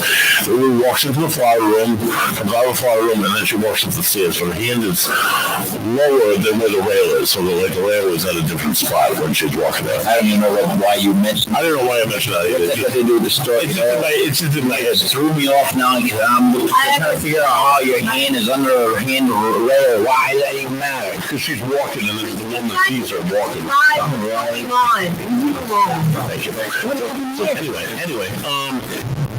Anyway, so I being the historian that I am, the student of history, and I want to know more. So I go to the Woonsocket City Hall, and I do a little digging on the owners of the house. A little digging, look through probate records and look through property records and kind of like figure out how to do this. I do this for my first time. Thank you, Mike, for the echo. It makes my parrot tonight. So she's like, one thing that really said to me, she's like, you got to talk to them. Like, what do you mean talk to them? She's like, I'm like in my head, like talking to them. She's like, no. She's like, talking out loud. Like I'm talking to you. She's like, yeah, like you're talking to me. Like, I'm going to sound freaking crazy. Like, I don't want to do that. She's like, just do it. They'll hear you. They're people. That's all you're talking to. You're talking to people. Yeah. So I did the research of the house. The group had owned the home for about 12 years. Before that, there was a couple that owned the home that they used to party a lot. And one of their friends worked with me. So I knew they were so living. And they were well. Before that, there was a family that owned it for years, from about 1941-ish to the 1980s. Older couple was still living in a group home in their upper 90s. Found them in a nursing home in Cumberland, and their 3 sons were still alive. There was one other couple. It was the Piranunzis. You're going to love this, Mike. I don't think you're saying that right. Piranunzis. I'm going to bet you we should put that down on paper. That is not how it's pronounced. They were Italian immigrants. I know. That's why I know you're saying that wrong. Piranunzi. Okay, continue. They emigrated here in 1919. He was a carpenter. She was just a housewife. Just a housewife. Yeah, they built the house that fucking Mike. And then in 1939, at the tail end of the Great Depression, they foreclosed after they knew it was the tail end, but it was the tail end. They foreclosed on their mortgage and they lost the house. Just over a year later, both of them had passed away, and they were buried in the what's that cemetery? What's that? That's where you're haunted. Swamp Lake. No, that's Providence, Mike. blood. Precious blood. No, not something blood. It's a cemetery one second. That's all. Anyway, I went there, visited the graves. I said, hey, how you doing? So then I went into work the next day. I'm like, it's got to be these people that are the only ones in the history that are dead. Who else would love their house more than the people that built it? So I go in, it's about like 2:30 in the morning. I shut all the doors to all the bedrooms. Everyone I stand in the middle of the kitchen where the most paranormal activity I experiences. I said, hey, Mr. and Mrs. Piranuzzi, this is a beautiful house. I love your house. I love the woodwork of your house. I love the double living room. But I'm not here for you. I'm here for the safety of these children. And that's all I care about. I don't want to see you. I don't want to hear from you. And I'm done. And no shit. No shit. The next time I went in there, from that point, that was November, from that point in November, all the way to the following May when I left the position, went to a job that I'm at now, I didn't experience another, not footsteps, not TVs going off, toys going off, not my shirt being tugged, not apparitions walking out of bedrooms, nothing. I experienced nothing after that. So that kicked me off into paranormal investigating because I wanted people to have that same reassurance to be able to know that they're in control of the situation. That 99% of this is just dead people, and they're just people. So you just gotta talk to them like people, and they'll respond. And that's my first cool story. As I move myself into position here, now, are you willing to say what you're saying is that you spoke to Italian ghosts called the Paranuzis? Paranuzis. I just said it. N-V-I. Did I give you? Paranuzzi. I just said it. All right. So, but here's the thing. So you want us to believe that this is a great paranormal event, that you spoke to Italian ghosts and said basically, you're out. You're out. You're like, you're out. No, you're out. You know what? I as a full Italian American, I'm starting to not take offense to any of these jokes. Anyways, Especially their sauce. what do you mean, ghost sauce and peppers with them? We're Italians. So now, moving on to other scary events or scary stories. Can I have my but even when you gotta do it, that was a lot for you to do, buddy. I really appreciate it. No, buddy. So, let's go with, all right. No. So, Polish guy goes into stores that I'd like a Polish sausage sandwich, and the guy at the counter says, well, you must be Polish. And the guy goes, come on, man, come on.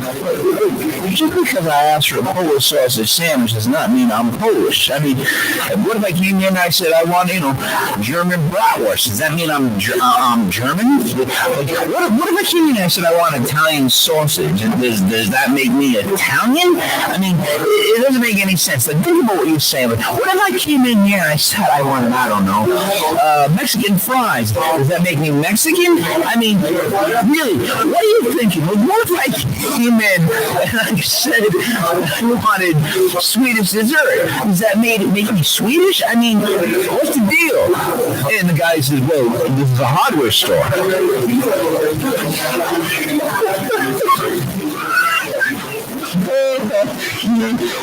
Okay, so now we're going to actually give some actual scary stories, buddy. Now, when we're doing the show, we usually get scared, but most by mediums, because they tend to say stuff that that touches home, and it's bizarre that they got there.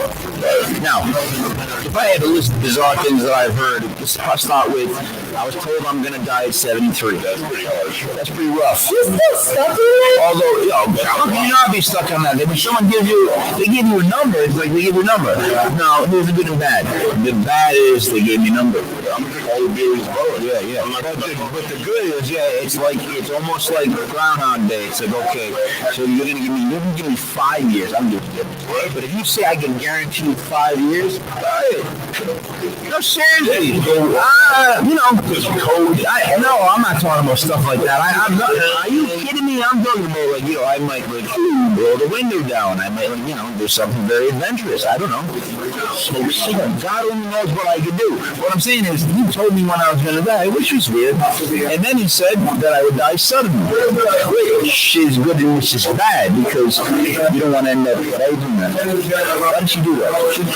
So you don't want to. No one wants to die in a long, drawn-out way. Right. If you do, then I don't know what to tell you because I just don't know why you would pick that. I want to. It's going to be a blaze of glory. It's going to be like a quick. I want to get shanked really fast. If someone stabs you, it could be dead.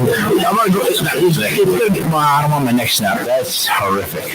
I got to be honest. It brings me up with that guy Jeffrey Dahmer. Have you watched that? Oh yeah. I watched that. I've actually come to an opinion on him, buddy. I can explain this to you. No. He's worse than that. Now, buddy, he was a real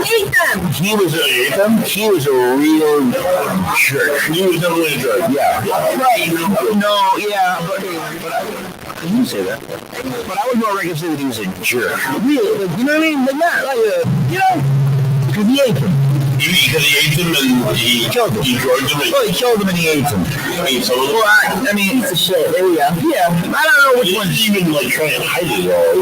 They've been yeah. It don't make any sense because he had a barrel right in his room and he just walking around. I don't believe he did. I think they hyped it up for Netflix. I think they hyped everything up for Netflix. Was there actual blood stains on the bed then? I think there was blood everywhere. I think that guy was walking around eating people's arms and feet like just like a buffet. In the freezer. Yeah. Dude, I'm working at the Boys and Girls Club back in the day, right? And this new kid joins the club, and he's not saying a word to any kid in the club. He doesn't talk to anybody. He doesn't talk to the counselors. He doesn't talk to the kids. He just talks to anybody. And I'm saying they were Ray Blue Cross Senior. We work together. And this kid finally walks up to us, and he hasn't said a word since his mom dropped him off. It's like 2 hours in. He's going to be about 13 years old, right? And he goes, where are all the dishes? I'm like, what? I'll bite. The kid comes up to me, rolls up on me and says, where's the dishes? What's balls? I'm like, dishes? He goes, I thought this was a buffet. I'm sorry. This is the first word she said to anybody the whole time we meet him. That kid was automatically aces in my book. That kid was my man. Like, whatever that kid wanted, I did. So what was the name for that? I don't know. Me neither. I digress. You remember what it was? There was. Alright. So let me explain what scary is. So back in the day, what scary was the witch in the TV. That's what was scary. Oh my God! The fact that when you shut off the TV and still see. It came out of the well. No, that's The Ring. That's actually a movie called The Ring.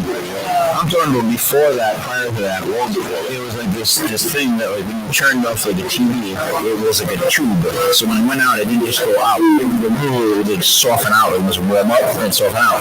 And the theory was that there was a witch. Right? There was like one thing that was spreading like those Fangor. What's it called? No, Fangor. Those horror magazines. They would spread all that shit, and then that was like one of the things. The cause of the white man come and get you. Right? Everybody was scared of clowns and white vans. That's some God's honest truth. But back up. I love clowns and stuff. Let me explain this. No, but so was Bozo. And Bozo had the greatest gift package I've ever seen as a kid. The Tootsie Roll thing that he had with all the other shit combined was one of the greatest gift things a kid could want. It was like Mr. Big's Toyland. It was like, oh my God, I wish I could go there because it really exists. But it was so far enough you couldn't go.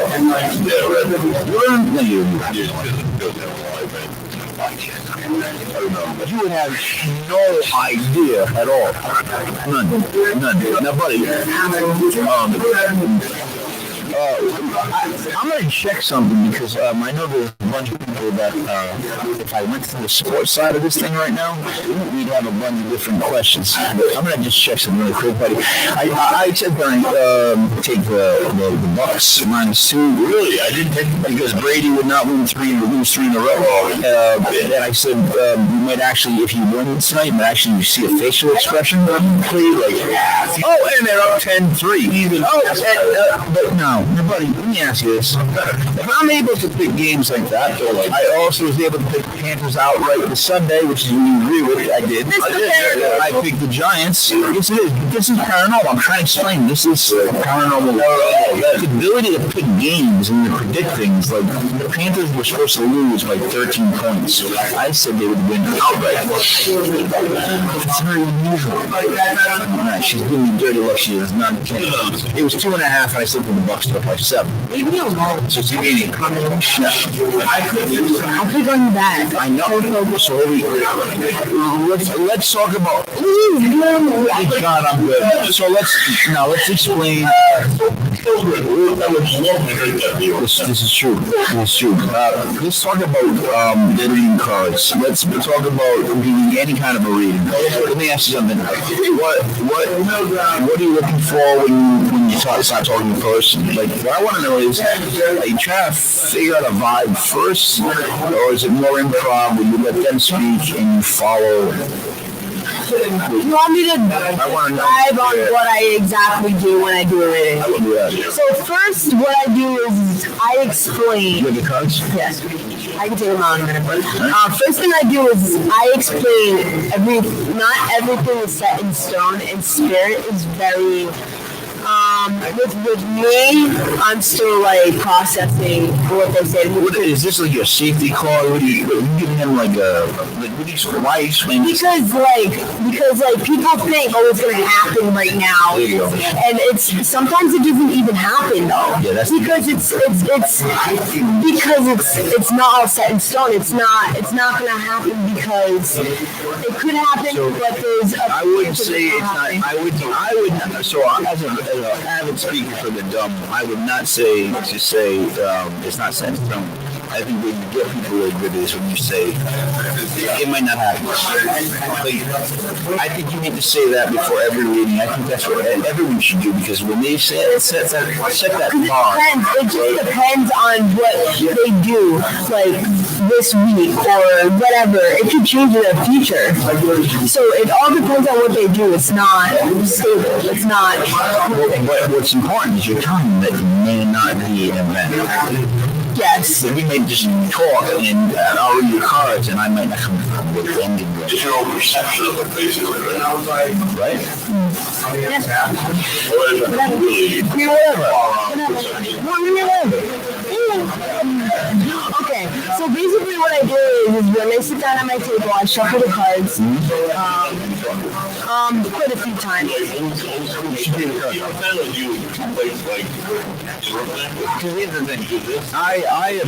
So all my life I have avoided having cards read. I have avoided cards. I've avoided everything. I always have. I actually. That's not even all of them. How many cards are in the deck? So, depends. is it called a deck? And by the way, I found a website that makes your own cards. Oh yeah? You say you like that? Drink legit paranormal brew while playing legit paranormal fucking poker. Buddy, that's all we need. That's it. I quit. I might quit. You know what? Let's not do that, because at that point I probably would quit. Why would I do nothing else?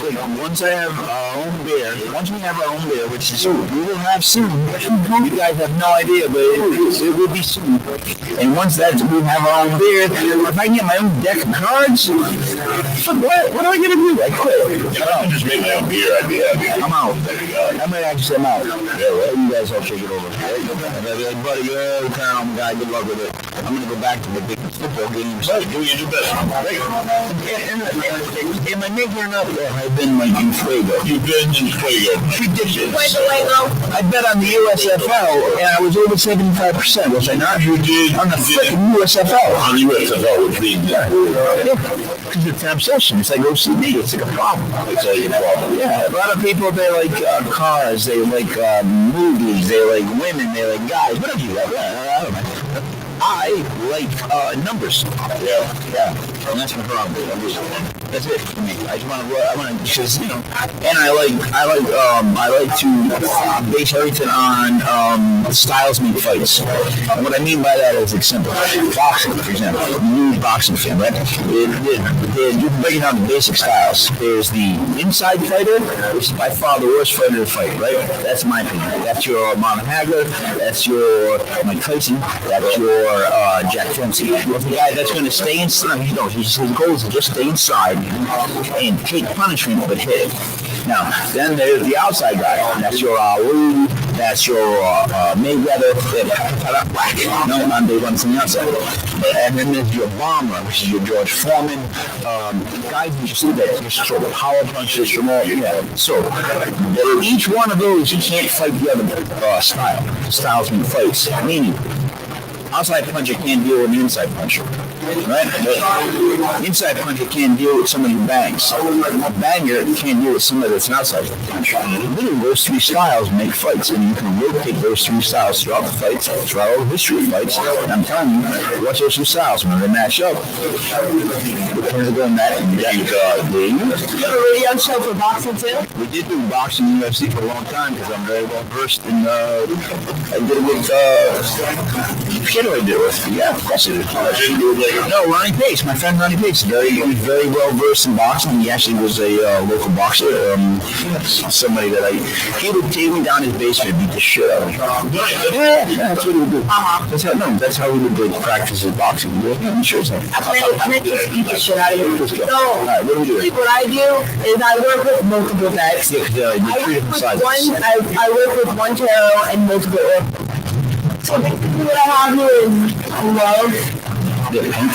Yeah, they're pink for love. I get that. I get the coloration. I hate this. Why is it upside down? God damn it. Attention. That's what I I don't know what that means. I figure as much. Let me turn this. So what's the difference? Why am I even doing that? So this one is for love. So I just picked that one for me. No, in general. All right. You have. I know nothing of nothing. No, what are you talking about? I know nothing. What's it going to do with this? This is tarot. I actually really like this because of how beautiful they are. Those are very nice. Show them. You can show them.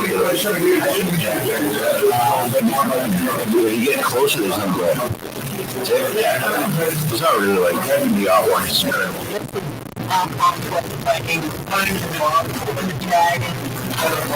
This is at the end. I don't know. That one, yeah, that one. I don't know. They actually were Marvel Comics inspired. This one I use for more of I use this for like, say if you're meeting somebody new, you can see what they're doing with their life or like what you should be doing in your life. Like that's what I do. Like with these cards, explain how much like more about you and more about the other person, and then Do you use all cards at once? not all of them, but I'm just and then saying. this one, I love this deck. There's quite a few cards, maybe 6 cards in here I don't understand because I'm not good with what's it called, the chakras, and they have chakra cards. See that one? That card says patience. Throw it away. You need more. No, sorry. Throw it away. No, you need more. No. Take it out of the deck. I don't need more in the deck. Take patience out of the fucking deck. I have no patience anymore. Buddy, you know this. I have no patience anymore. It's no more hard. You have multiple doors open up there. I know what that means. New experiences, maybe new job. I got a million jobs on one. New offers. I did get an offer. I explained that. I did get an offer. I actually did get an offer from a sports website. I'm not lying saying that. They wanted me to be a local sports guy, and I was like, no. Because they'd be like, what do you mean? And I'm like, they wanted me to cover local teams. And I'm like, I fucking hate local teams. I'm a Giants fan. I'd rather kill myself. I'd rather go run out in traffic. I'm coming to pain. I'm sorry, back to the rooms. Why? This means new things are going to open up. That's true. You got a lot of people very envious of you. Envy? No, I don't. See, all right, so, when it comes to the paranormal, you have a lot of envious people. And I disagree with that. No, I would disagree with that. No, but I would disagree with that. Happy family. That's like the foundation of your family. It's true. But you got some off. Well, that's because they are murdered and wrapped up in the back of my yard, covered in lime. That's probably what would make the whole family. Yeah, that's. Oh, this is talking about me, not you. Alright, well, I don't want your cards out of my story. Well, I'm a guy. It's something like, I don't know. It's talking about your ears, off your brain. What did you say? That's just what I think about. It's blossoming in abundance. Or is it no, I don't have an ego. Why did you say that? Why did you say that and I don't? It doesn't even make sense. I feel like with the that I'm crazy. No, but you don't see because you're always talking about like how you want to leave and be gone for like a week or something. I want to go to the moon. You're not treasuring the moments. No. I treasure the moment enough. I want to go to the moon. If I could go to listen, I want to go to a place where no one knows my name. I don't want to hear Dad, Mike. I don't want to hear any kind of name that just sort of like a I want to go to the moon. I don't know. I'm sorry. I didn't get my thoughts across. I know you did. All right. This is not the abundance part, because we do have a lot of abundance. I'm gonna keep that. I know you will. You do got the appreciation card, so I'm very appreciative. I do appreciate a lot of things in life, but I feel like you're not. I was answering the question. I do. It's true. I every one I'm thankful for what I got. I got this morning ritual. It is. Okay. What are you going to do?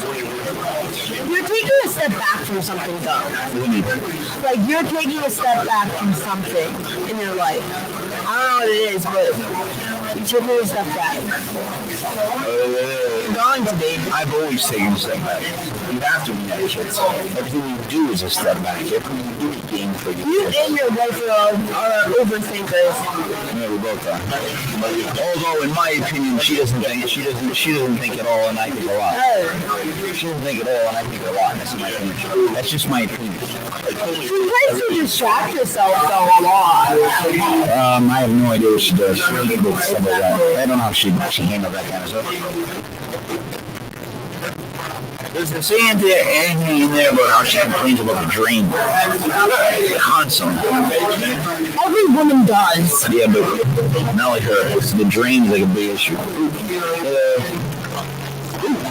Julie Radford said to friend request her, she wants that you read her cards. Well, there you go. Julie, that would be awesome. We can set that up and make sure she inboxes it. So far, though, she's been horribly incorrect with me and mean. And I think everything. But back me up here. Help me out. I think she. I think everything. No. I think everything.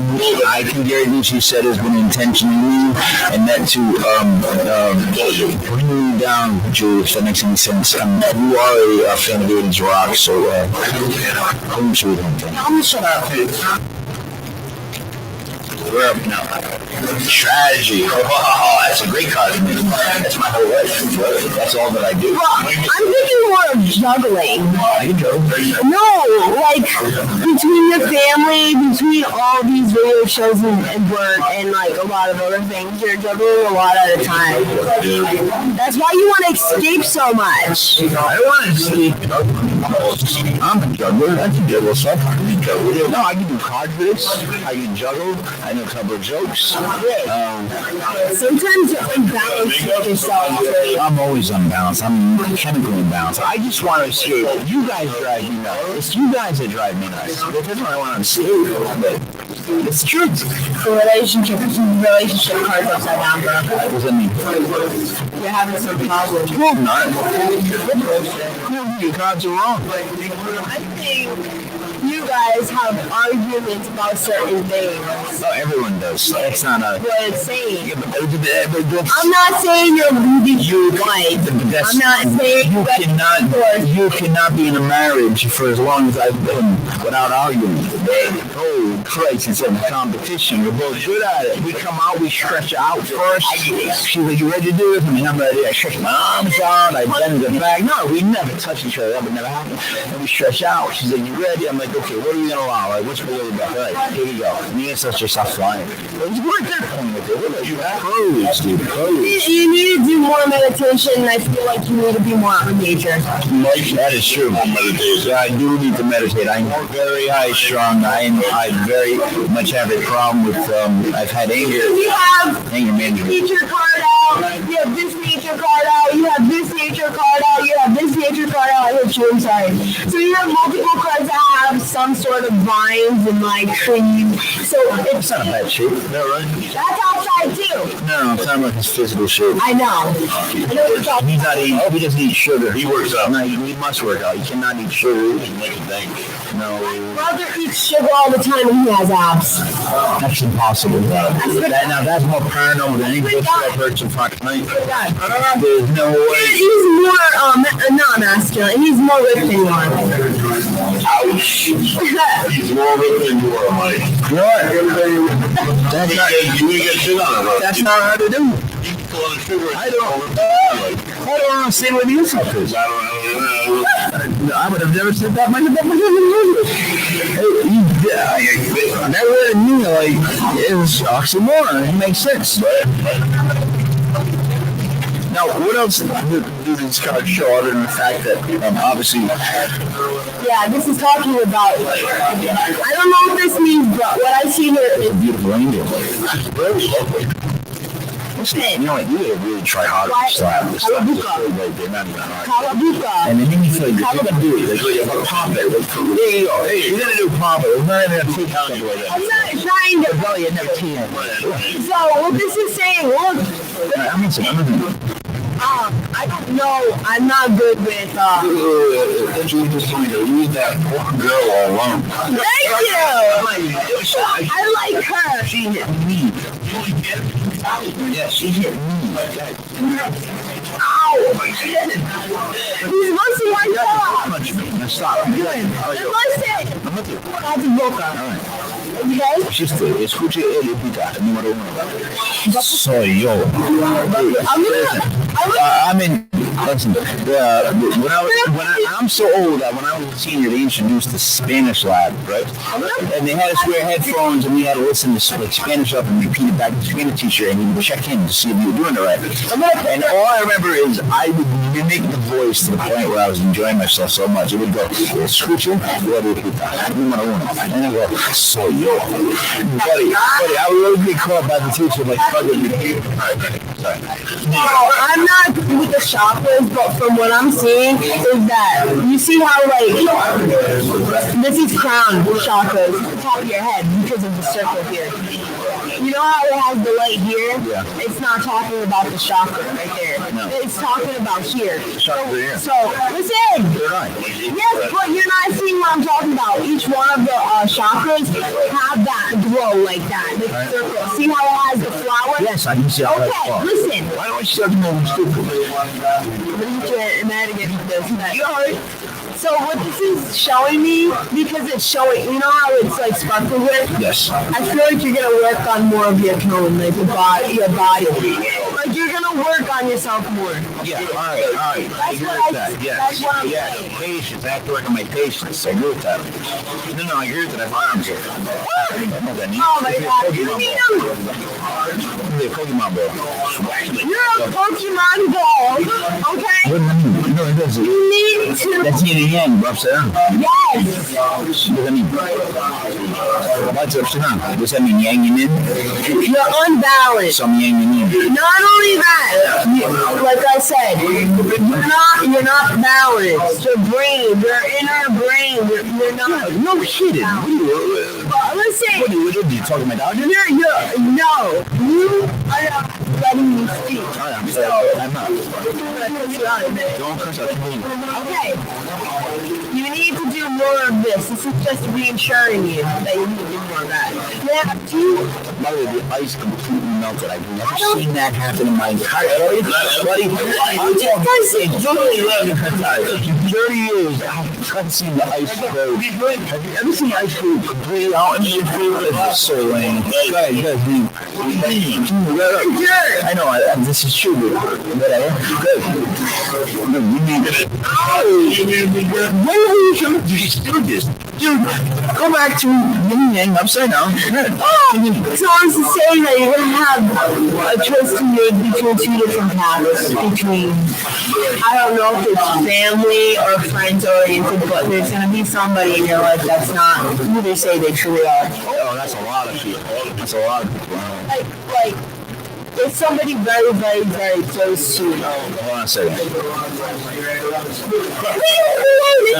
No, I didn't know. No, they're still attached to you. This person, they're around you more. Like, when this person's around. I know there's more everywhere, but I also know that when it comes to doing, You're jealous too. listen, I know this. When it comes to doing things that are ridiculously stupid, I made a believer out of you just from you having to watch me do something ridiculously stupid. And then you saw the impact, you're like, oh shit, that was ridiculously stupid. It's just stupid. I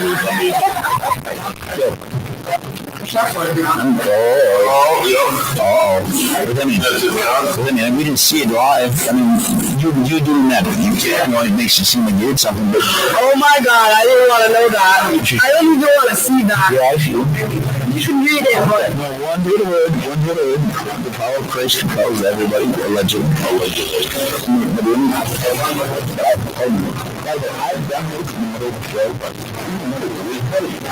let me just tell you, I'm not getting into detail. You can put two and two together. It said the guy to your right is not your friend. No, all tied up.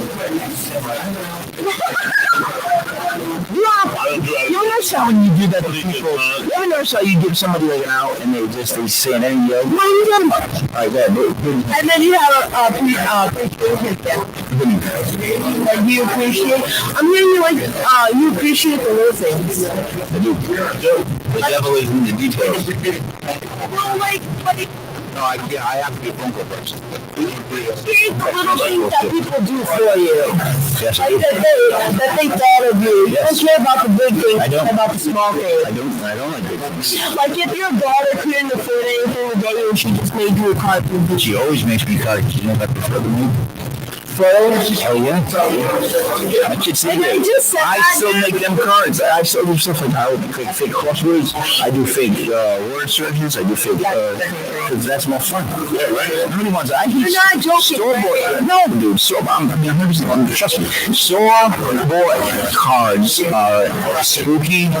They're like non-sincere. You know what I mean? It's like it's written by somebody else. So how is that a fucking card that's worth it? I made every card that's been worth it for a long time. Cute. It's not cute. What it is a cost-effective. No, what it is, it's sincere. It's like you get to say what you really mean, as opposed to like saying what Johnny Hallmark wants to tell you. All right, I'm gonna use the restroom. You continue with buddy for a second. Yeah, can you just let him slip with me? Oh, we got so Pick it up. I'm sorry. I'm not showing this out loud, but What does that mean? I pulled it for him. It could be wrong. It could be wrong. The truth isn't all in the cards. So let me read yourself rules and you'll do a reading for me now. I'm sorry for your loss. Oh, that's fine. That was 3 years ago, honey. So that's okay. My papa died almost 6 years ago, and I still grieve it. It's a grieving. It's an everyday thing. I know she would want me to do better and move forward, so that's what I try and do. And that's the grace that I live. My beard looks beautiful tonight. I'll be very light. The ginger is falling. Yeah, see, immediately when I see it for that. Oh, feel that. Broken heart. My wife passed away 3 years ago. That's what she was talking about. You have another heart attack. You did healing work. I do healing work. I work with behaviorally challenged children, very unsafe children, very awful children at times. Children I want to maim and injure today, but clinically speaking and therapeutically at best. You stopped yourself from doing a lot of things when she passed. I did. Oh yeah, I did. I did things that And I wouldn't have expected of myself. and the fights you had when she passed, you got them over, and you felt even worse. And you wish you could take it back. But not with her. No, we were always cool. There was fights with other people that I chose to avoid and make peace with. That was coming to mind. My wife and I were always Yeah, look, broken heart came out here. like freaking soulmates. So it's a delicious Captain's Daughter. Again, this is my 4th one. It's very good. I got Micah Blue Moon, which is good pushing. The marriage card came out. You guys were married. Yeah, we were married for 11 good years. Okay, so keep going. Don't tell me anything else. Okay, I won't tell you anything else. Just let you draw the cards and then we'll talk about it afterwards. Why is he so wet on the side of the I don't want to talk about it with that, Mike. Yeah, see, you did the healing work, and you will end up with somebody new, but it's going to take you a while. It's going to take you a little bit longer, because there's still some part of you that needs to do more. It does hold on, yes, absolutely. That's what I'm saying. You're doing the healing work. That's what it's saying. It's healing of the aged. That's good. See, It's a good healing yes, process. and somebody else will come into your life quick. Sure already has. But let's go. Let's continue. Is that why the Parlor deck has happy family? It might be, but there's both all to make a family because I hate kids anyway. So because I work with several children. So no, I don't hate kids. I absolutely adore them, and to work with them every day and see them progress from absolute trainers to the best is awesome. That's all bullshit. Liar. He just said it to sound good. He actually hates kids. Buddy is one of those people that the first day I met him, I'll say, hey, buddy, how you doing? I'm Mike up here. Buddy said to me, hey, how you doing? I fucking hate kids. Yeah, that was my immediate response. I hate kids. Once you do the healing work that you were supposed to finish, I swear to God, I'm gonna kick you in your head. Yes. Yeah. Yeah. Right in the head. The toughest part of my morning is putting on my socks. I hate that. Do I hate that? No. At my age, putting on my socks is like going fishing. Right. I have to throw my sock as far forward as I possibly can and hope to God it goes farther than my foot. Stop talking with stenches. Anyways, anybody, it's like, I know exactly what you're and talking to get the sock on, it's like bending a bowling ball in half. Like I'm like, You'll be able to put myself on one leg and put the sock on. Yeah. Complete those dishes I watch your work in the yes. It's that. All tied up. Let me ask you something. Can the cards ever come through when they're based more on the person reading them than the person being read? What? Sometimes can the cards come through for another person. Well, I know, but yeah, maybe your vibe is making that card come through too much as opposed to others. You know, I'm not all by though. Well, like just this one or that one. No, what I'm saying, the one with your vibe. No, if I'm like getting your energy. That's how I do it. All right, so that's where it confuses me. That's confusing. What I'm asking. You're getting a vibe. I can't. Not you right now. It's all me, Mike. All right, but you're getting a vibe that's coming from me, but it's not your vibe at all. But it's not your vibe. You want to say it's not your vibe? I kind of get you, Mike. Drink your beer, be happy. If you want, I can drink the other one. Mike, what are you doing? What is not complaining? What is in the tarot card reading? Feel light on the paranormal at the Parlor in Providence. Drink the beer. Keep in mind, she only has one shoe tied. That's fact. Yeah, that means you have like a butterfly, stings like when I pee. Yeah.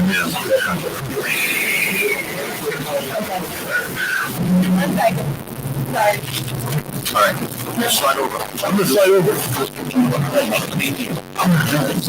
Right? I'm gonna do the tarot card.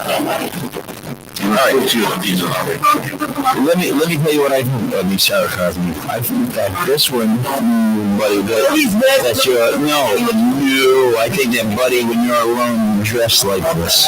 Sometimes, Mike, Yes. I like Roby. You dress like a French queen. I like flowy stuff. I like the crown. Yes. You don't like the shower. You rather just keep putting on more cologne. You don't like that. No, I disagree. No, I disagree. You're more like you were back in the olden days where they just put more cologne on and perfume as opposed to like a shower. Like an Italian bath? No, that's called a... I can't use that word. I can't say this though. I built a house and I'm Italian, fully Italian. My wife is fully Portuguese. Well, not fully Portuguese. The last side, in fact, I'm Portuguese. So my dad comes over the house. My dad does not know my wife is Portuguese. My wife says, we're going to paint the door red on the blue house. And my dad says, well, why would you paint the door red on a blue house? As we live here, a bunch of Portuguese live there. And my wife says, Ray, I'm Portuguese. And my dad goes, without missing a beat, he goes, red's a pretty good color. And he walks right out of the room as fast as he can. Like, he took it like a hit. He was like, red's a pretty color. Gone. Never brought up again. Never brought up again. CB, get back in this. You want over one? Yes. She's done with you. I don't know where you're at. I don't know where I'm at with this bike. And we're only half an hour away, so we I didn't know who. It's okay. So this is saying.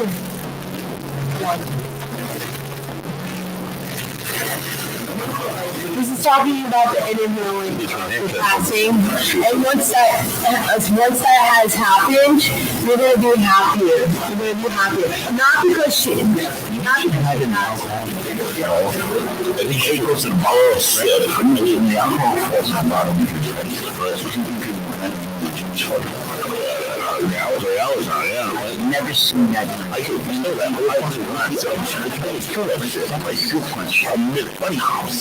That's like the sort of you can sit around. it's like sweet alcohol, Mike. It's like wine coolers of vodka. Ooh, we're getting beat up live on the Paranormal live tomorrow. I heard.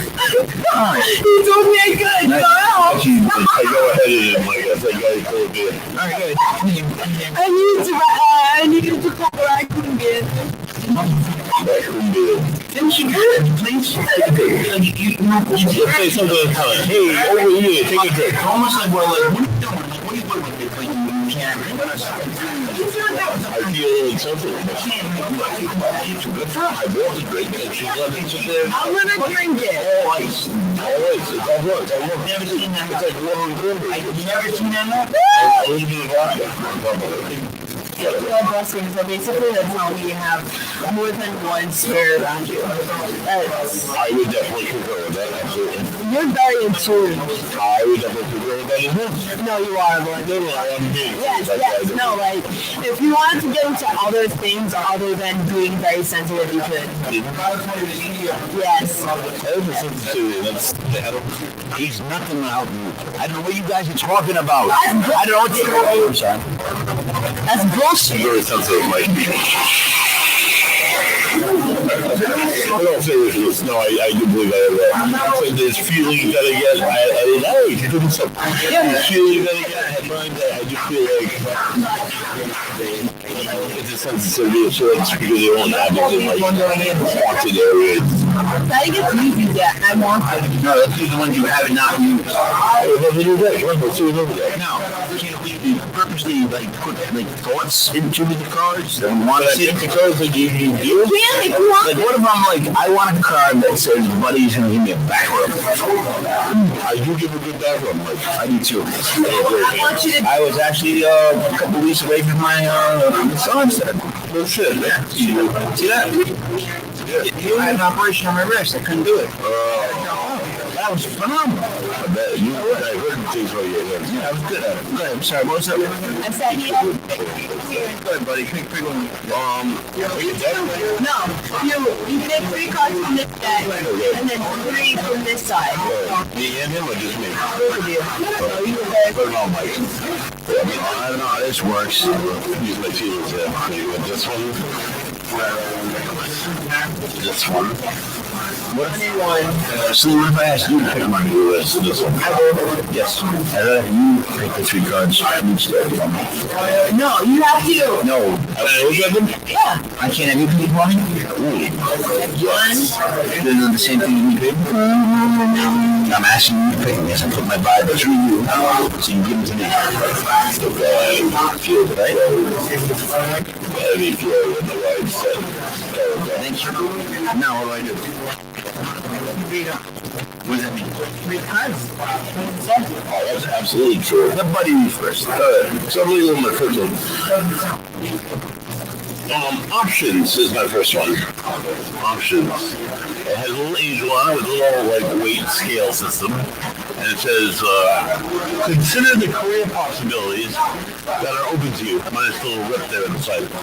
I just recently took a job as a milieu coordinator and have heard that there might be a possibility that I could be promoted to a supervisor. So that's all the possibilities that lay in front of me, maybe. My second card, teaching. This is a good one. I like this one a lot. Teaching. Like an angel. In every picture I'm depicted as an angel. I can see it better. You can get angels all around you. Because I have angels all around me and I'm very holy. You inspire young people to learn. I currently work with children ages 12 to stop shaking your head, Mike. I'm not shaking my head. I was 12 to 19 currently, and I feel like I teach them something, if anything, when to shut up. I have often worked with children at Michael Nassau, and I feel like it is my duty to pass on what I have learned about being in distress or in trouble emotionally, and the assholes that are behind me talking shit and whispering and being douchebags.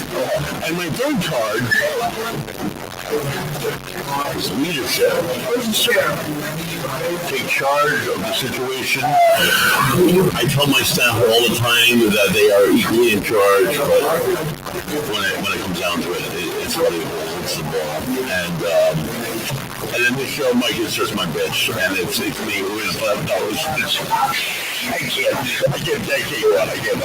I digress a little bit. Big mouth. I don't mind that. Mike is all the mouth, and I am all the brains. But no, that's I'm the not. face that runs the place. He is the face that runs the place. I just do the guests, that's all. And I give the good news. So I'm gonna slide back down. I'm like, can I have So what I have to read my cards and show your cards, Mike. Show them what their purpose. I want to explain what the cards mean to me. Yeah. Yeah. What I think of them. What do you think of it, Mike? Go for it, Michael. Animals. That's easy. Go into animals. I prefer my dogs to any of you people. Any of you. There's not a single person around here that I would give up for my dogs. Other than my kids. The kids, then my dogs. Literally, my dogs. My dog, Kobe, was given up because he was too big by the first guy that bought him. And I literally had a lady call me and ask me to take this dog because nobody knew to take him. He was too big. And when I came home, my other dog tried to kill him for 3 nights. And then it took about 2 months before my wife and kids stopped saying they hated him because he was so big that he would just knock stuff over. So I had to sleep with this dog and cradle him like a baby and hold him and protect him for nights. So yes, I prefer dogs over people that have to do with sport. I need a lot of it. He does. That's it. That's all I can do. He had a lot of fun with Nutrition. That's perfect for you. I thought I'd done pretty good nutrition. I mean, obviously, I'm not. Someone said ripped. I don't know if someone's called me not be ripped, but I think you would have. Stop the sugar. Sensitivity. I am overly sensitive. Mike is wicked sense. I'm actually way more sensitive than anybody knows, and that's my. You're gonna use man. No. It's only sensitive that you'll fight anybody. That's true. So how is it me? That's what I'm trying to say. I'm very sensitive. I will take things. I take things way too personally, and I will go to war. I'll go to the match scene with you if you offend me. I'm really a petty motherfucker, and I'm the last person you want to have. You want me to be. You don't want me to have you in the crosshairs, right? You don't want me to come after you as far as Italians, all that. ball breaking. Not just in general. Me, you don't want wine. Books. I know what this means. Books. My grades books. The book that I wrote. It's a book that between hell and heaven. What I've done is I've gone through it, and I'm at chapter 4, and I've rewritten it. Taking Ron's words out of it, and I read it from a first-person perspective. So now it's more the same book and me doing it. Everyone will enjoy it more. Last one. Spiritual teacher. I don't know why. I don't think you're real spiritual. No, I am very spiritual. You're not very Christ-like. I actually am. I do, but I do try to help. I do try to help people. I'm happy when other people are happy. Like you get somebody else to do something cool. Like coaching, go to bed.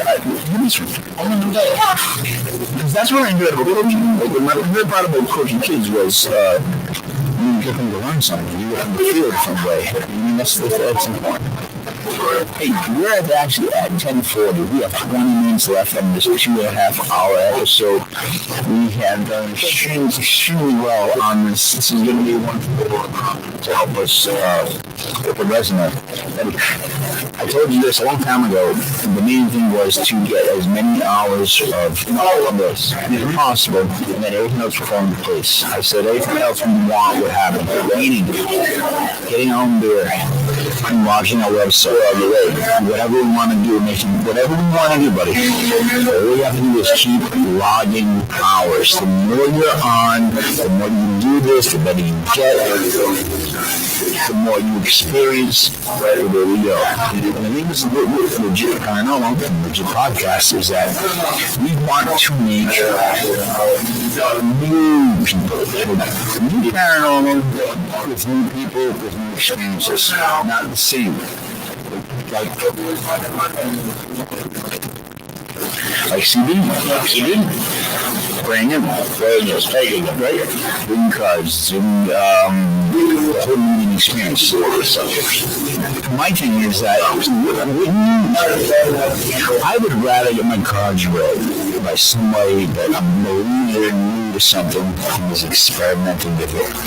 Because then you're there kind of like more on the cutting edge of it, more on the bring it. 5 years. But have you really been doing it? What? look into it and I try to do as much research. I know, but I know not following someone. Have you just an advertising just you and doing it? No, you're just starting it up. That's one thing that's interesting. People put money for it, things will change because they're going to be expectations. They're going to be like they're going to want you to say stuff that makes them feel better. And if you don't, they're going to feel like this shit. Yes. They need it because if you don't know. It's true. If you don't make them feel a certain way, they're going to think that you're not really real. Lie to them? No, that's the thing. No, that's where we stand on this. No, we say no, you shouldn't lie. You shouldn't lie to them. Just be truthful. That's what we keep saying. There should be a show where people say like the whole show and they're like, nothing happened. The thing is, it's sorry to tell people who I say nothing but the hard truth. Well, that's fine. You're not really for good. I don't like to move much so far. But what I'm saying is, what I'm saying is, what I think you need to do is make sure that when you do it, be 100% honest. Use the vulgarities that you should use. That's what's different, right? You guys can stop. I can see you. I'm not blind. I'm old, but not blind. Listen to me. I enjoy what you do with cards. Here's the trick I want. Take one card out of that deck right there, the black one. That's the deck I've been staring at the whole night. From the middle, and it will represent me the most. That's exactly how I've been feeling about that deck of cards. You just show the camera first. What card you pick? Will represent me the most. What is it?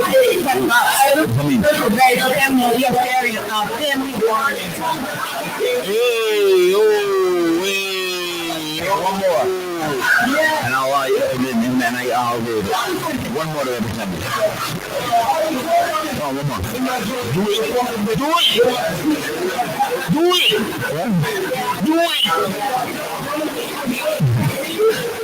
She snorts, by the way. She can't get it a lot too hard. Yeah, it snorts sometimes. I know. Good boy. I keep getting it. You almost knocked my gear over in all Vegas. Children in India. Very strong-willed. What is the camera? Oh, dude.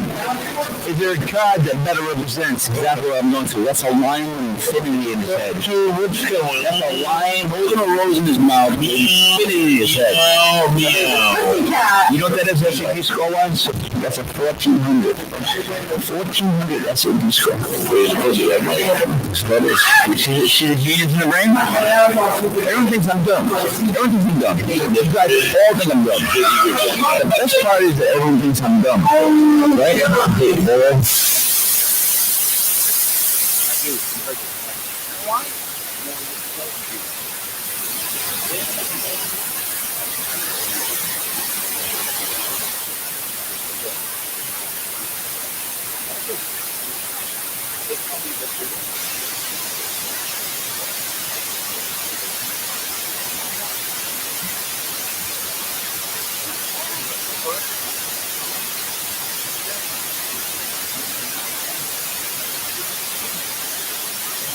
I don't. No, I don't. I don't.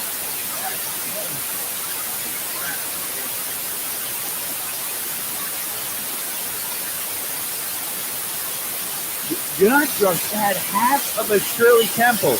You haven't even had half of a Shirley Temple. That's what you're talking about. Yes,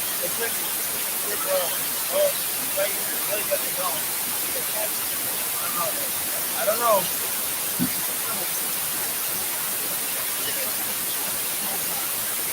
I've done trouble with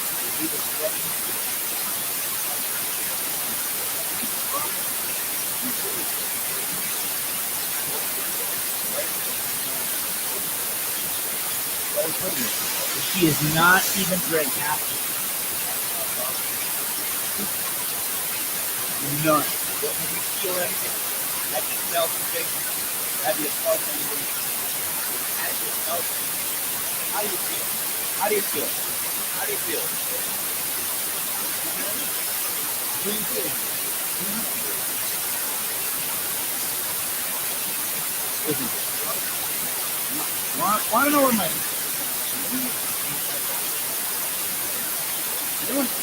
was at a bar for Rira.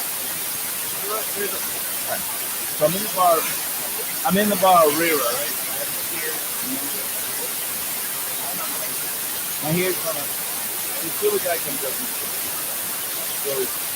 goes, hey, Julie. But I had no beard, I had a dress around him. He goes, hey, Julie. He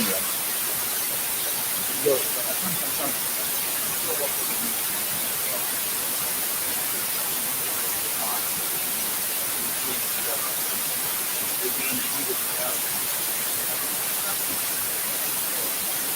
he's like, say one more word.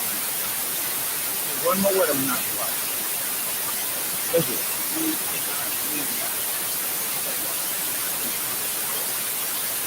I know I was a biggest big if, however, somehow, me not seeing him, I saw you do stuff.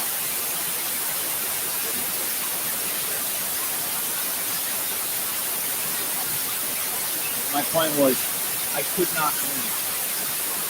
I could not win. There was no way that I could win against number. One of those things. Does that make sense to anybody?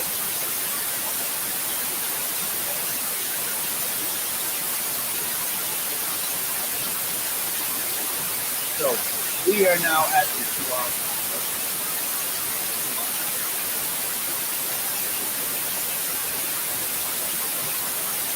We have done exceptionally well. We really work again.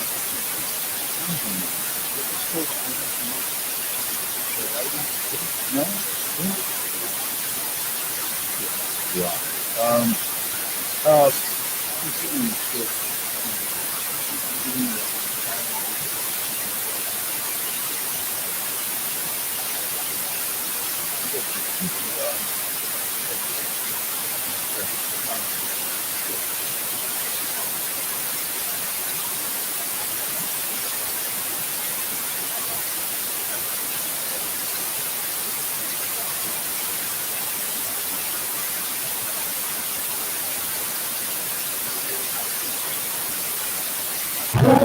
Did that change it, dude? I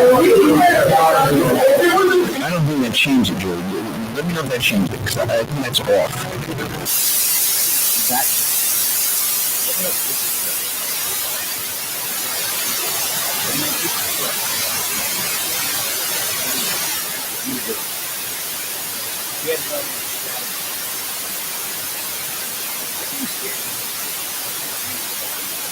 How was that?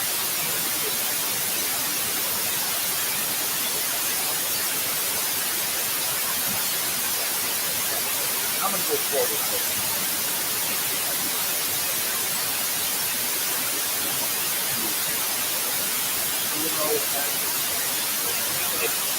You know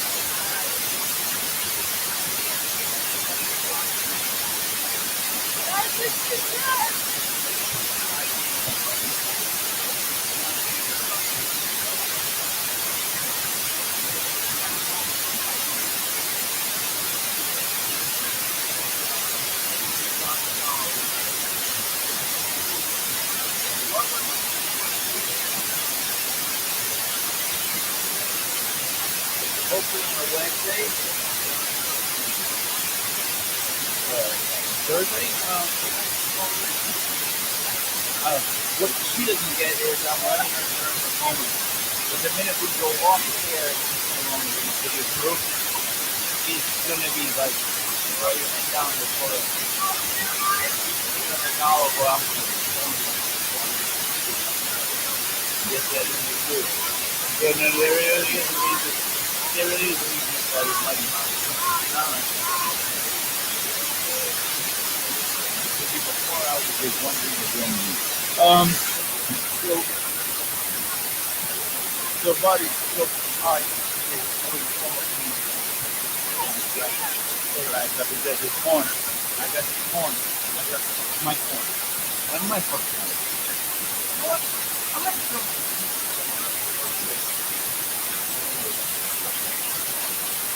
Wow.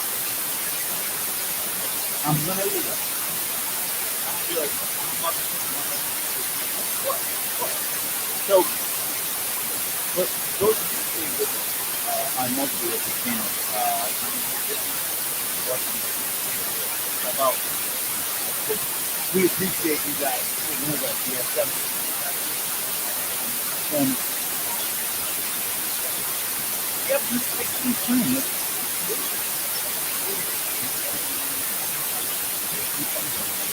Working with people who respect. And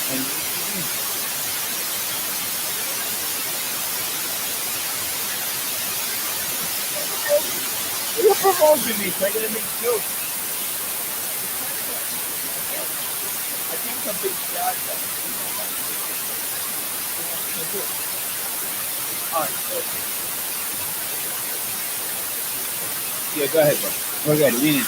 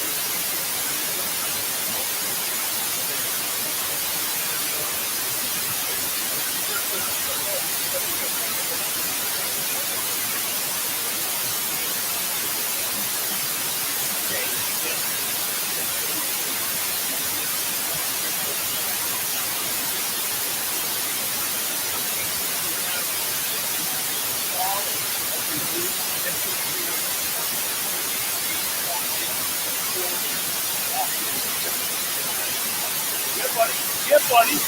Next week. It's on Netflix. Some new screen recording. Right, guys? Keep it off your guys. Keep it off your guys.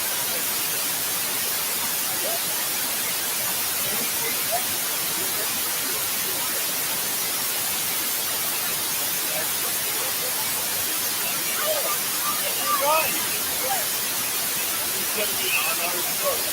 It's on Netflix.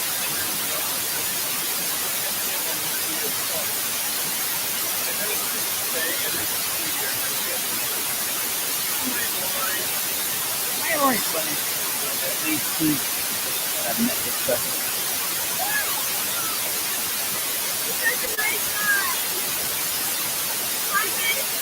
So we have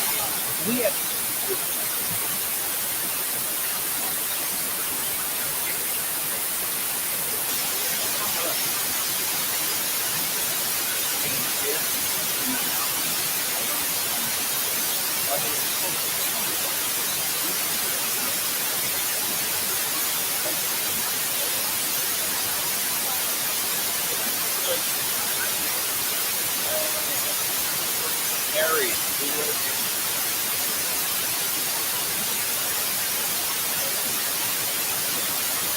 If I became to make a movie,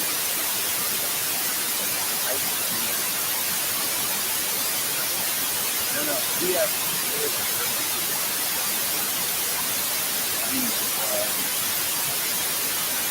Sony.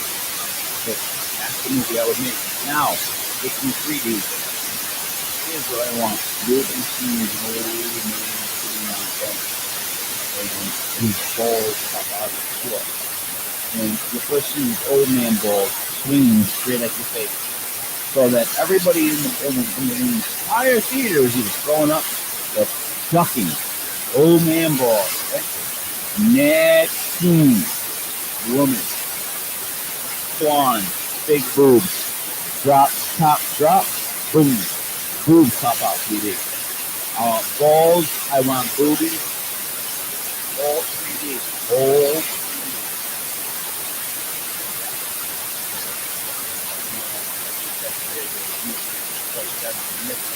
Hey. Is that? Yeah. Buddy, what are you going to say to wrap it up here tonight?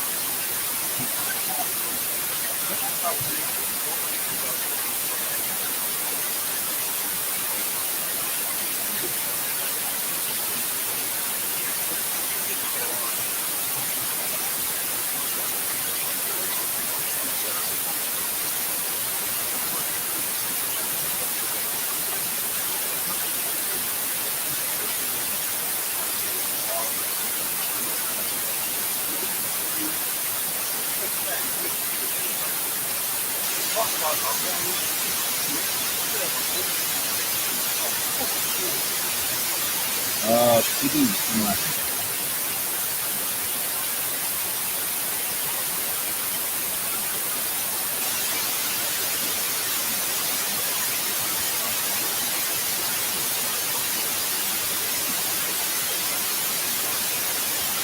DEANI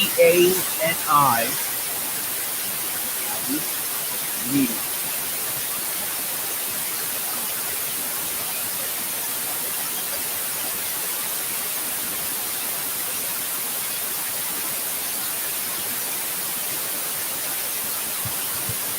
Fuck you, Payne. Listen, I'm gonna wrap it up.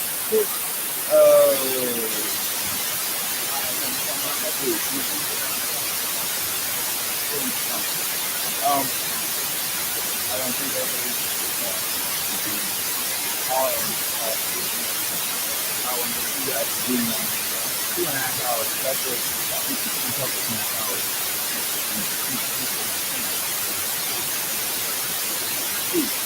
Our next show will be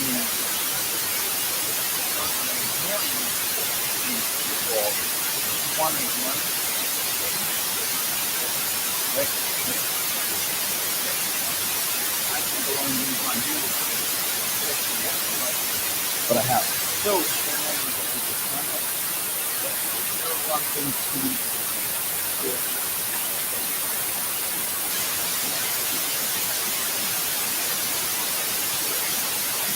Do not believe.